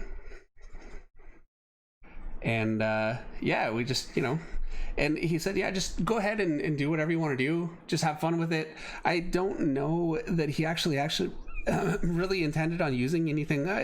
Adam Hughes did some work for it. John Cassaday did some work. I think really he was just looking for credibility in comics. You know what I mean? So I don't know that he actually intended, because he didn't use any of our designs, and the designs that did get used were much more in keeping with the original comic. So yeah, I don't actually know that he intended on using it, you know, but it was a lot of fun. And I got in the Art of book. Leggy 100 wants to know, how well are LGBT artists treated in the industry in general, and would there be potential issues? I have to say, from my own point of view and perspective, working with the people within that community, that I think comics is actually an incredibly inclusive and accepting medium to work in. It always has been, always. Yeah, like this isn't a new thing for comics. This is kind of a thing that's always been, you know, sort of. And different people have different experiences, and you certainly wouldn't want to minimize the possibility that not everyone's experience is going to be perfect. But yeah, so many people that I know in comics are gay, and you know, it's certainly not something that's kept quiet, or you know, or you know, it's not a thing. All right. And I think we already answered the age question. Would you ever consider using an assistant like you used to do back when you started at Top Cow? John Russo asked. No, I mean, I wouldn't want to say never. Here's my problem with assistants. If they're good enough to get their own work, and then, you know, they go. If they're not good enough to get their own work, they're not good enough to help with your work. And I can't hold somebody back and keep, like, it's not like I'm going to put somebody under contract. You need to be my assistant for X amount of time. You know, I wouldn't do that. So no. Okay, and then Eddie Meza wants to know what books you recommend for learning how to draw from life or anatomy. Well, I recommend George Bridgman's Guide to Life Drawing. Andrew Loomis, he's got a few books. They're available online. You can just type it in. They're in PDF, publicly available. I got the books actually from Amazon just so I could have the physical books, but those are great. How to Draw Comics the Marvel Way is a bit of a broad overview, but it is so well written, and it's information on composition is 99% of what I know about composition to this day, and I've read a lot of books about composition. So there have been several requests for you to do Death Dealer at some point. Not just Death Dealer, I've also had requests for Black Widow, so just file those in the back of your mind. Okay, maybe Black Widow next, because Death Dealer, Death's Head. I should draw a female character, maybe. Yeah, I was gonna say, you haven't done a female character, so that could be cool next week. And have you ever met Stan Lee? Yeah, I have. And he is exactly... Now, okay, should be clear that thank you very much, Net Ranger. I should be very clear that I met Stan Lee in an elevator. Yeah, okay, in an elevator. And I did a panel with him once. So I met him in public places. It's not like I had a personal relationship with him, so I wouldn't want to overstate. But yeah, he the Stanley that you know saw in the movies and, you know, in public. That's how he always was. We were waiting to do a panel a few years ago now at the Stanley Kamikaze, I think, and he was talking to some of the other professionals backstage, and yeah, he's just like that all the time. He's hilarious. He was hilarious. He's a huge loss. Yeah, he really was like there are geniuses in every medium that come along and heavily influenced, and certainly he's one in comics. Yep. And as we are talking about Stan Lee, let's do the throwback from Henry. What are old school artists in the 60s and 70s that have influenced you?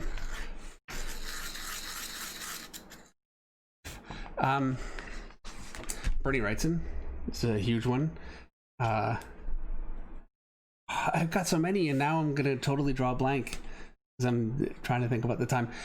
By the way, I want to say that I've got all my shadows blocked in. I do this more tightly with a pencil than I do with a brush, so in, you know, my defense that this took forever, and now I'm going to go ahead and render. This part is considerably faster with the pencil. And when I say render, I mean crosshatch and draw in the detail, like some wrinkle lines here.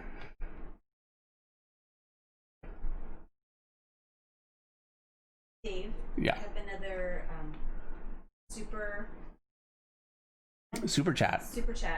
Frog of Thunder. Thank you very much, Frog of Thunder, for the super chat. I really appreciate it. Thank you. Do you enjoy drawing Spider-Man? I know Jim Lee did not. Also, have you thought about doing a fantasy sword and sorcery story? Thank you. I, for one, would love to see you tear into the genre. You know, I've kind of done sword and sorcery a little bit. I did some Conan covers just recently, so there's that. And I did a book called Ascension in the 90s, and it was a little bit more fantasy oriented. And yes, I love fantasy. You know what? I'm totally drawing him wrong. Does he have a mustache and a cigar? Yeah, I'm not going to draw the cigar because it would just kind of fight, but he's got this right here. But do you like drawing Spider-Man? I love drawing Spider-Man, yeah. Yeah, I think he's great. When I'm drawing Spider-Man, I'm really just trying to draw like Mark Bagley. That's my Spider-Man. So much so, you remember? Yeah. So, okay, years ago, Mark Bagley his wife got a lunchbox in the mail. And Mark would get all kinds of just random things because his Spider-Man was used in so much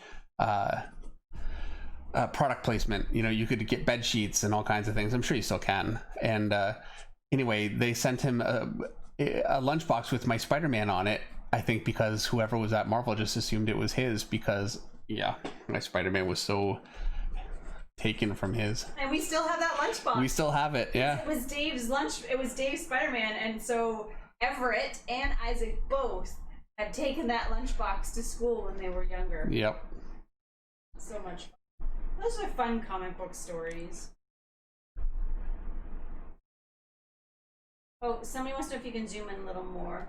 I can, yes. Actually, yeah. Thanks for mentioning.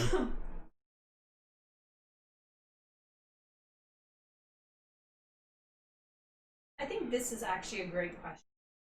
From Al Minguez.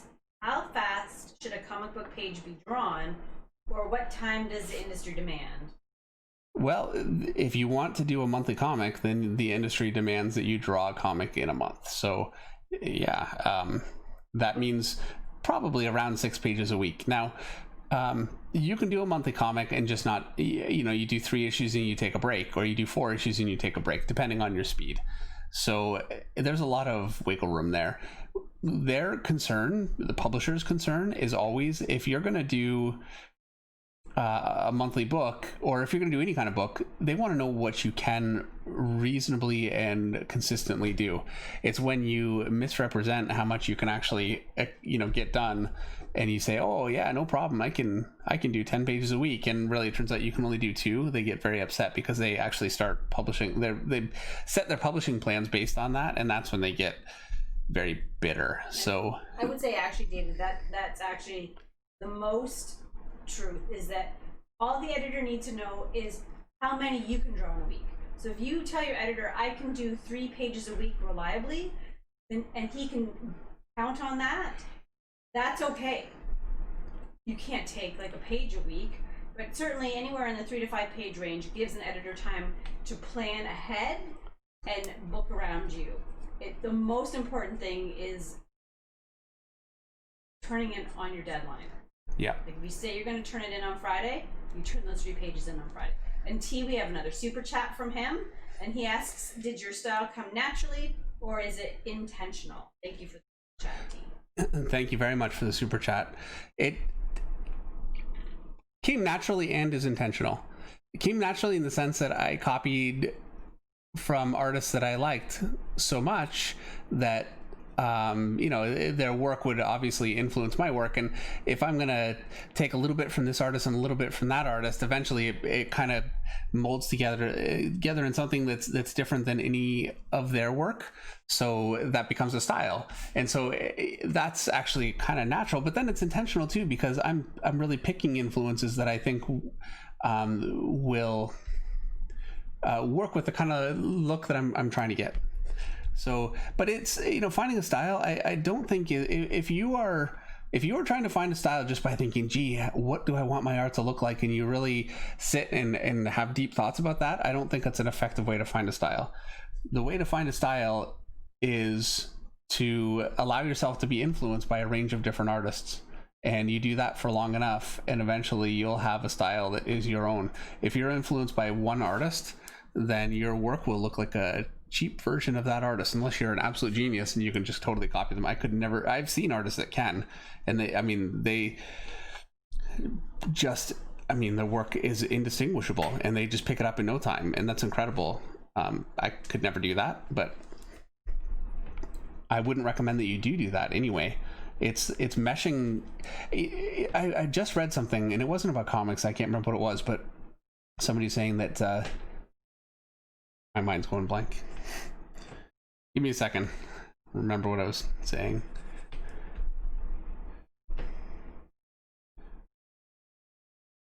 Oh, while you're thinking about it, a couple of people have asked about doing online art classes on Skillshare or Udemy.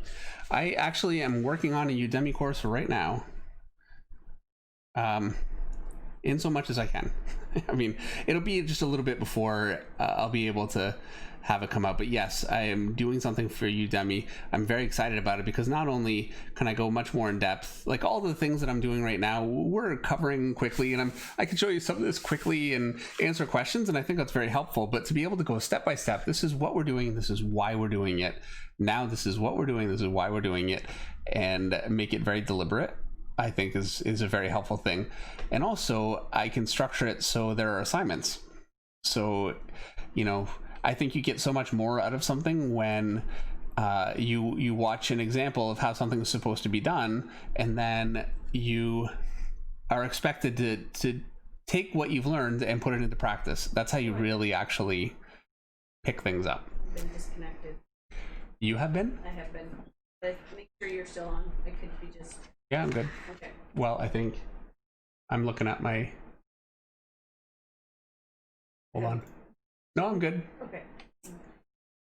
As we're talking about deadlines and stuff, first of all, people want to see hair and clothing. Well, clothing is coming right up. Okay. That one I'm doing this week. Okay. And then hair, actually, I hadn't planned on doing that. I hair comments tonight. Really, a lot of hair. I haven't seen your hair comments because I have. I've been saving them. All right. And Doomsayer Designs wants to know: have you ever told a publisher you could do more work than you actually could? Yes, many times. I absolutely have done that, and I've gotten in trouble for it and caused problems as a result. It's happened for sure. I really do try to be careful with that. Now, I've been around for so long. If I told Marvel or DC, you know, my editor, actually, let me switch back here quickly. All right. If I told them that I could do 10 pages in a week, whatever, they would just not believe me. So it wouldn't actually be so harmful. You know, they'd know me well enough to, you know, I would never make that claim, but they know generally how fast you are, and they're, you know, not stupid. You have to run your own chat for a minute because I have no internet. Okay. Oh, shoot. Got two? No, I just got a super chat, and I hold on. Coming. All right. Frog of Thunder, thank you very much for the super chat. Again. I'm a huge Ridley Scott fan. Do you have a favorite film of his? A Kingdom of Heaven Roadshow version is mine. Don't get me wrong, Alien and Blade Runner are two. That film had a lot of practical effects. Okay, I'm gonna have to say, yeah, Blade Runner over Alien. But then, I mean, they're both so incredible that, so yeah, my favorite would be Blade Runner. I have to admit, the last Blade Runner that came out absolutely bored me to tears, which is not fair because it was a great movie. I went with a friend of mine. He loved it. He thought it was great. Everybody that I've talked to loved it. So, I mean, I'm willing to admit I was wrong, but I was very bored, truthfully. All right, here we go. I'm back. All right, we're back. We have. Now I gotta scroll through the questions. If I can find one. We already answered the online learning. Blah, blah, blah.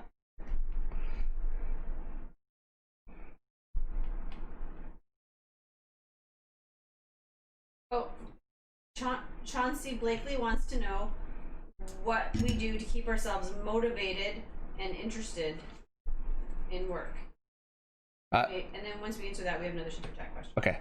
Now, motivated, interested. I had this question actually last week, and my answer is still exactly the same. You can't rely on motivation. It's like that for anything, for working out, and I'm hypocritical in saying that because I'm not working at the best, but you have to be disciplined.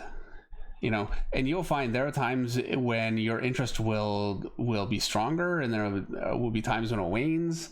But what you get out of being consistent is so absolutely worth it in the end. You look back, you know, years down the road. I mean, I've got years and years of a career that I can look back on and say, you know, I got to work with Brian Bendis on Avengers, and I got to work on Moon Knight, and, you know, Batman, and I went to the Avengers premiere a couple years ago, and I got a thank you in the Avengers movie. I mean, it was incredible, you know, and that's from doing that work. And it's just, and there were times I hated drawing Avengers. It was tough. I really did, actually. I really enjoyed some of it. I really hated a lot of it, and it was a high pressure job for me too. It was a tough time, and I persevered and did the work, and I have so much that I've gotten out of it. So yeah, persevere, suck it up, man. All right, this question is from a super chat question from RLNDB. As a beginner, I get very frustrated with results when I attempt to create my own art. I usually end up copying artists instead. Is there a routine that I should follow if my goal is to get more confident at drawing?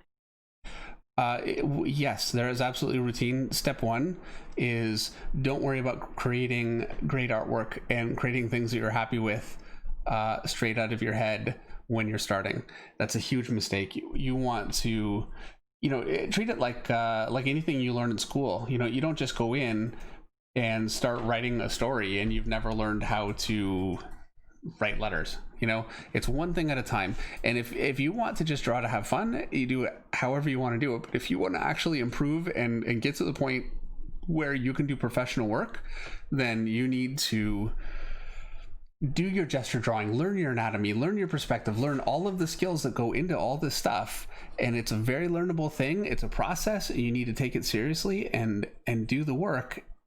And then when you approach your own figure drawings, what it'll be is an exercise in seeing how much you have learned and how much you've absorbed, and you will always absorb only a fraction of what you've learned at any given time. And so yeah, you're not going to love it all the time, but that's the process. And then Nathan Cinder was another super chat, and he said, no question, just enjoy your work. Well, thank you so much, Nathan, and thank you so much for the super chat. I hope you're having a good time watching the show. I really, really appreciate it. Yeah, again, thank you very, very much.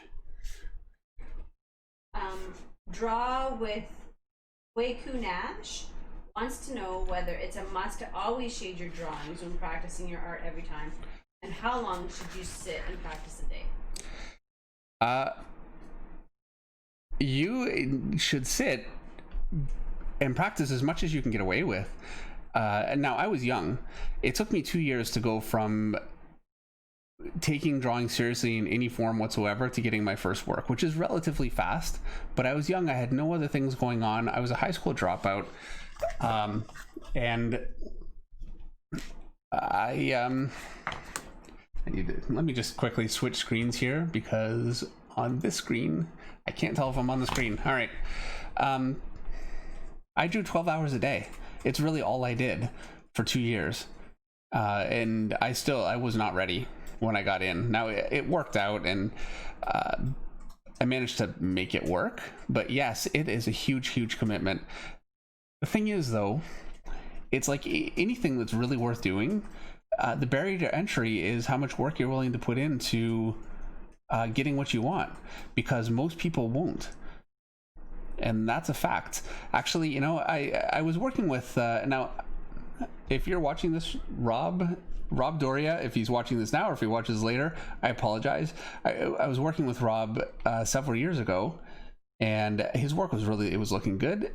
He was struggling with a few things. It was really coming along. Now, I just saw his work earlier this week, and it is incredible. I could not believe how far he has come. It's amazing what he's been able to do, and that's dedication, you know. And he's, by the way, not young. He's my age, and he's right now working in comics and making it happen. And yes, there is no age that's too late. He went into business and, you know, did all that kind of thing, and he's doing beautiful work. He's really come along incredibly. And I forgot the point of what I was saying was. This keeps happening to me. I don't know if I'm not getting enough sleep. I talk myself to the point where I don't know what I'm talking about. Not getting enough sleep. That's the truth. Yeah. That is the truth. Mouthy Mark wants to know what you're working on with your art. What do you listen to? Music, podcasts, audiobooks right now. And Rob Doria is watching. Yeah. Oh, hey Rob, great. Thank you so much for watching. That's great. It's good to see you here. I appreciate it. Thank you. Your work is beautiful. Thank you so much for sending it by, because yeah, Rob emailed. I hadn't talked to him in a while, so it was a big surprise, and yeah, it was incredible work. So I think Rob is in the process of being in a lot of demand.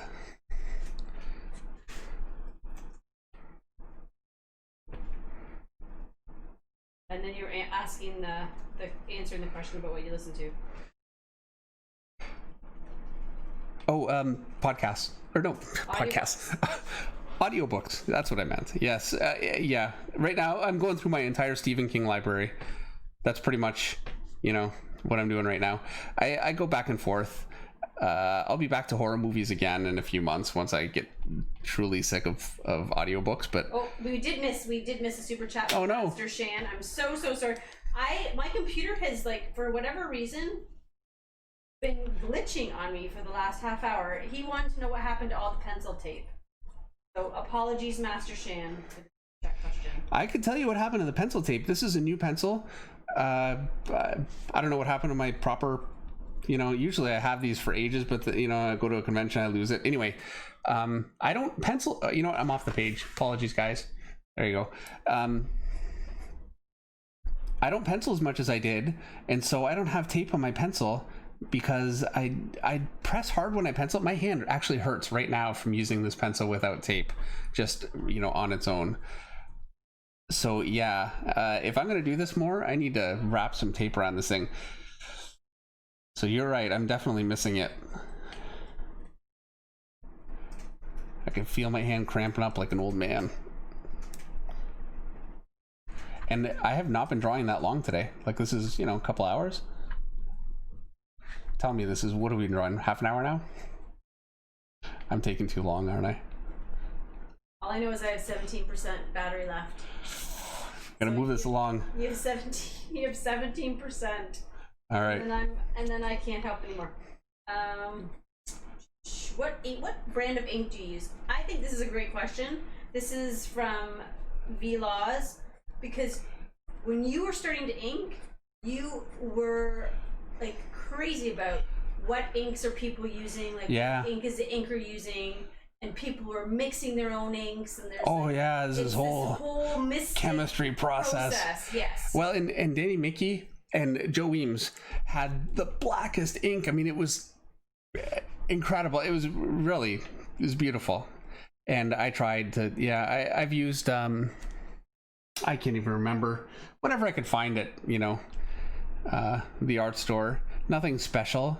I never really got a handle on getting, and I also found some of the heavier inks that give you that really thick black would hang up on my brush a little bit. And as it is now, I don't use any kind of bottle ink at all. I use all tools. So when I'm inking, I'm using one of these. This is a Pentel something or other. I want to say I have it in my video description for this video. I don't, but I have it in some of the other ones. Anyway, it's a Pentel, and this chamber here comes off, and you can just put a new refill of ink on them. So we have another super chat question from Frog of Thunder. I love that name. Yeah. Back in the early 90s, I loved inking, but I mostly used pens. Editors were usually kind, but would tell me to switch to penciling. But I wanted to ink. I love bringing the light out of the dark, and it discouraged me badly, so now I use an iPad. But it's like a different tactical feel, too. Don't you find, Dave, you're inking and you're penciling? It is a different tactical feel. I can tell you, though, why, and thank you again so much for the super chat, by the way. And I want to say all the good ones are, but so many people here are right-handed. You guys will all be offended. So talking about inking and being discouraged. Editors say that because, and it is true, when you're trying to get in, when you're trying to learn, you really want to focus on one thing. You don't want to divide your energy too much. If you want to be a penciler, then pencil. If you want to be an inker, then ink. Things are different now because most people are working digitally. And so many people coming in, and they prefer it. Honestly, they prefer that you work digitally, because unless you're going to do your own ink on paper, because it's much cheaper for them. They don't have the same FedEx expenses. There's a lot of and they also don't have to worry about deadlines for two different people. They worry about deadlines for one artist as opposed to worrying about a penciler and an inker. The penciler gets all the work in on time and they're reliable, and then the inker screws it up while the editor's job is still a nightmare. And so inkers have had a tough time of it because the preference really is for you to do all of the work yourself. Now, I mean, from a practical standpoint, aside from maybe some keystrokes and some different shortcuts, that kind of thing, the process is the same. It really doesn't matter if you're working digitally or traditionally. If this was digital, I could size it up and down on the paper, move it around, and do a few things like that. But I go so loose with my layout and so quick with it that it gives me all the flexibility that I need to move things around. So I don't need to work digitally in order to have that flexibility. I just go nice and loose. Doomsayer Design says, Dave, you owe Throg a date at this point. I owe Throg a date for all the super chat questions. Yeah, absolutely.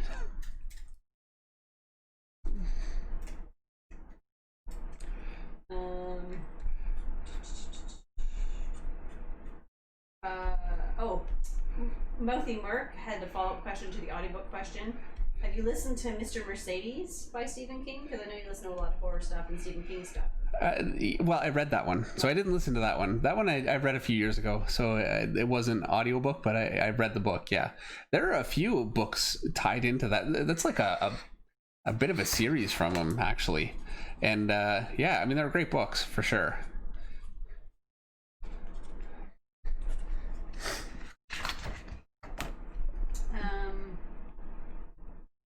I want to say quickly, because I keep thinking about what I'm doing while I'm drawing and I'm not saying it, but right now my lead is actually pretty dull and I'm taking advantage of that. it can be helpful to have dull lead to get some thicker, blunter lines, but you have to kind of like, I know, like right here, I could use a bit of a thicker line just to define some stuff there, or maybe come off of here, and it's really good for those sorts of things, or for getting in some good line weights. And then when I need to get more detail, I sharpen my pencil.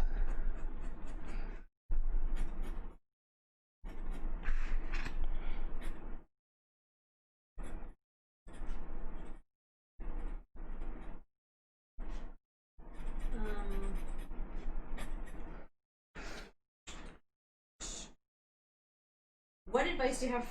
DLC 2004 wants to know what advice you have for an artist in search of a job in comics when they're good enough but don't know where to look for it. If I might suggest, sometimes it's easier to find a rep. Depending on where you live. Depending on where you live. And by a rep, Meredith means an artist rep that will. A lot of times it is actually much easier to break into like Marvel or DC, that kind of thing, if you have a representative, because they'll come with a package of different artists, and they'll present it to editors that are looking for someone, and they come with a bit of a guarantee that if this artist is working for that rep will help them and make sure that the artist actually follows through. This is a very common problem. Artists, it is so difficult to get in. And I'm sure that you guys know this. It is not easy to get in, but it is incredibly common to get in and then just walk away. And so editors are always afraid of that, because it's such a... And that editor has made the choice on the artist. So if the artist bails, the editor gets blamed. And they don't take that well. So yeah, working with a rep is like the editor's guarantee that if something happens and you don't follow through, then one of their... artists that they rep will fill in, or the rep will follow through and sort it out for them. So yeah, a rep is not a bad thing to have, certainly starting out. Joe Prado is a phenomenal rep. He's a great guy. He's in Brazil. David Macho is in Spain. He's great. There are a few other ones. Pepe Caldeiras is in Portugal, yeah. And we have another super chat question from Clorox. You didn't drink me. Now, I'm going to pull out here because we're getting pretty much toward the end. I've got some more stuff I want to put in here, but I kind of want you to see the whole picture a little bit again, because we're getting to the point. Now, I did a little bit in the background. I'm not even going to get there. I'm sorry, Meredith. Okay. Super chat question. It works as you're putting in detail right now, because the question has to do with what you're doing. Okay. Did you put in all this detail when you do an interior job? Also, he says, please check out Yusuke Murata. He was a great manga artist. Yusuke Murata. All right. Yusuke Murata. I'll have to take a look. Yeah, I detailed a little bit more cleanly than this. Oh, you know what? It depends. I'm going to say this is about as clean as I'll get if I'm on a schedule and it needs to get done. If I've got time, I like to be a little cleaner than this. This is a little looser than I would like to go. I'm having to make a few sacrifices for the fact that we can't be here all night. As fun as this is, I don't want you guys to... Meredith only has 13% left. Meredith has 13% left on her computer. So yeah, we're on a schedule. Now this feels like a real job. That's life with your wife. Yeah. The U100 wants to know, how do you approach drawing animals?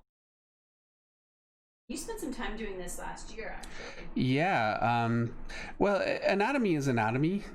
And so there are so many similarities that if you learn human anatomy, it gives you a huge leg up on an animal anatomy. Like you'll find, a tricep is a tricep and a bicep is a bicep, except that proportions can really change. And the way that they're structured, like for instance, a human arm, the shoulder rests along the side of the body in a way that's very different than how, like the scapula, I guess, the back of the shoulder rests along your back. I'm not going to stop and do a diagram of this, but it's a very different structure than it is on an animal, and that's something that you need to learn. The way that the whole, it's rare for a comic artist to learn the buttocks in a way that you've got different muscles defined. I mean, we just don't do that. But on an animal, you really need to learn those muscles more clearly because they have to be defined for it to look right. So yeah, there are different requirements. I put a lot of work last year into really studying animal anatomy. I'm gonna sharpen my pencil. Use that little white foam thing. Use what little white? What? No, no, I don't use it. I blow on it like that. There you go. Question asked and answered on there. I could, I guess, but they fall out. I lose them, and you know, I usually don't have. I've got one right now. I don't normally have the little thing in there. And these sharpeners die fast. They dull out. You end up breaking more lead than sharpening, and they're expensive.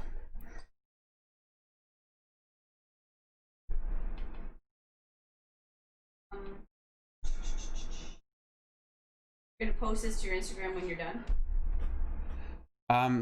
I guess I should. I'm not good with my Instagram. I need to get back onto it. I enjoy it. I've been kind of neglecting my Instagram, but yes, I'll post it.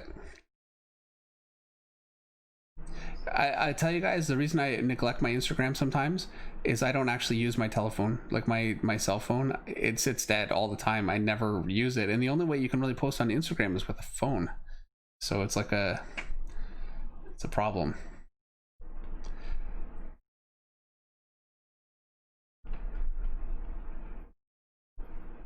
Oh, for sure. The answer to Mouthy Mark is for sure. The pencil sharpener that's in the cap of the pencil he's using is for desperate times. Oh, here. This one here. You know what? I've actually had to sharpen my pencil by rubbing along the paper. I do this and this, you know, and I just keep going until I get a point, forgetting that I've got a little sharpener at the end of my pencil. I forget that all the time. Oh, you got another super chat from Throgs. Thank you again. He says, see, now you need an assistant who has a longer battery. LOL. I need to charge my phone or my computer beforehand. But I thought, crazy me, I thought 70% would be enough. Yeah. Okay, so I've got them basically drawn in. The background, I'm going to go super loose. I'm going to go with the side of my pencil and just get some of this stuff blocked in quickly. Because I don't want them floating in space. And this is desperate times. I've done this on deadlines. If I just absolutely, and this is a lot of trust with an inker too. I can just get all this stuff really kind of loosely thrown in, and a good inker can get this all sorted out for you. Like Richard Friend, man, he can make this stuff look perfect. You would swear that I spent forever on it. We have a super chat from Black Tiger 001. He says, I want to crowdfund my own comics, but my art isn't where I want it. What do you do to build confidence in unfamiliar subjects? Thank you so much for the super chat. I really think that the main way to build confidence is to just do it. But you know, if you have to make an honest assessment of where you feel like your artwork is, and if you feel like it's honestly not ready, then maybe it's not, and you don't want to start crowdfunding and start doing those kinds of things before you're ready. If you want to work on the book and it's important to you to make headway there, then it costs you nothing to do it yourself. And just, you know, bank pages and get experience. But I wouldn't financially stretch for something that you have to be realistic with your own progress. And I would say work on your progress too. Don't worry about where you are right now. For any of you that are working on your artwork, don't sweat, oh, you know, I'm not ready and it's not where I want it to be, and will I get there? You absolutely can get there putting in the work. You know, like ask Rob Doria, who, you know, again, not young, and he wanted it and he got it, and he's incredible. He does beautiful work now, and you know, it is 100% possible. You just have to concentrate on what's important, and that is the work. So just so we know that we let other professionals working in comics know that the end of that pencil had a sharpener. Ray Dillon wrote, OMG, I didn't know that end was a sharpener. I've had it for 20 years. Yeah, there you go. Learn something new every day. We have the best people on here. We do. Gaetano de Paola. Again, if I butchered your name, I apologize sincerely. I do my best. Are you more of a process or product guy? And then he says, "Love you guys. We love you too." Ray? No, this is Gaetano. Well, Are you more of a process or product guy? product.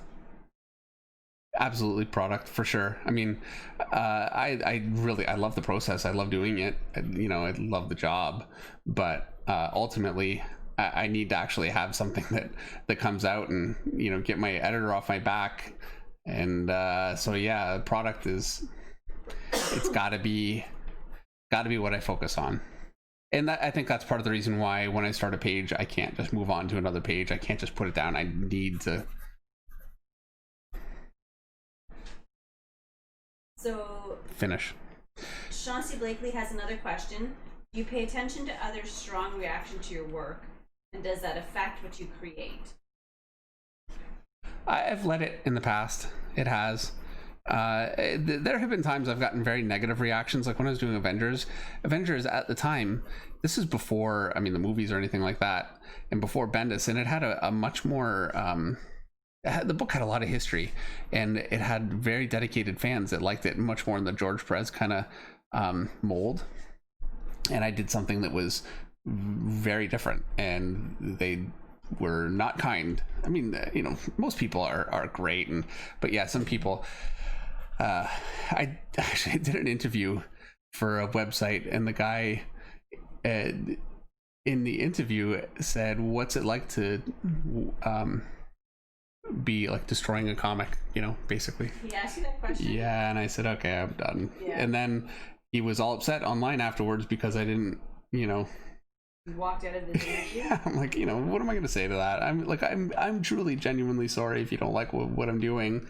I do try, I want everybody to like it, but it's not possible, and not everybody's going to like what you do, and you can't let that defeat you. There have been times when I've found it very, very difficult, but I've been doing this long enough now. That stuff's not going to beat me anymore, for sure. I would say that's a reason why you will find a lot of artists will take breaks from social media. I think that social media can be a great way to build your community, but if you there are some aspects of social media that can be negative. If you really go searching for what people are saying about you, I think it's better to just develop a community around you that support you and lift you up, and recognize criticism that's constructive and criticism that isn't valid. I think that's an important point to seeing what people say about you. Yeah, for sure. And not just negative criticism and how that can be harmful, but also seeking approval and looking for people to be validating what you're doing, and spending portions of your time doing that can be really, really detrimental. You have to be doing it for you, and you want to do work that pleases your audience, and that's obviously it's fundamental. You're not going to get very far if you don't, but it's a thing that's outside of your control. So I try to limit it somewhat, So we have another super chat question from Black Tiger. Thank you, Black Tiger, for the super chat. Thank you very much. He's working on a piece right now and has a few issues. Is it more efficient to finish the piece or to start a new piece working on that issue?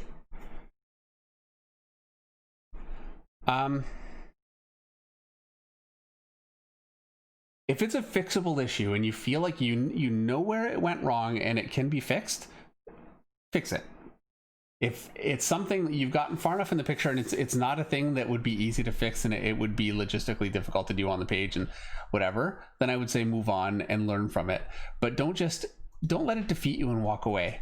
So if you're going to move on because you've gotten from it what you need, you know where you're going with it, and then you can use that experience to do it better the next time, then that's fine. There are certainly times I bail on a picture. As much as I say I can't quit, well, I bail on it and I get another sheet and just start again. I don't just quit. But there are times I get defeated, for sure. It happens, especially if I'm new on a project, or if I really feel like I have something to prove. I can just get psyched out, and sometimes it's a really bad picture, sometimes it's not, but it just doesn't work for me because I just get in too much in my head. I'm gonna go ahead and sign this thing. You're done? I am done. I'm as done as it's gonna get, because for me to actually really get in there and finish out that background, we'll be here for another hour, and nobody wants that. So well, don't say that, because I'm sure I will see a list of comments saying, yes, we do want that. But Meredith needs to get to bed at some point. she does. Some of us are night owls in the house, and some of us are morning birds. Yeah. So I want to thank all of you so much for coming out and watching the chat and contributing your questions. It's been an absolute blast again. I had a great time. Meredith, I think, had a good time. You have a good time? I had a good time. Yeah, I had a great time. I never want to do it, and then I always have fun. So. She complained about it all day. But yeah, I think it's so rewarding to get to spend some time with you guys and, connect, So I really appreciate it. And I will see you guys next week, where we will be drawing Black Widow. That's right, Black Widow. So a female character, which will be a bit of a break. I draw so many big muscle-bound men, so it's time to draw a woman. So again, thank you very much. If you enjoyed this, please like and subscribe and all that kind of thing. And I will see you next time. If I can remember how to close this. I have to figure out how to close it. End.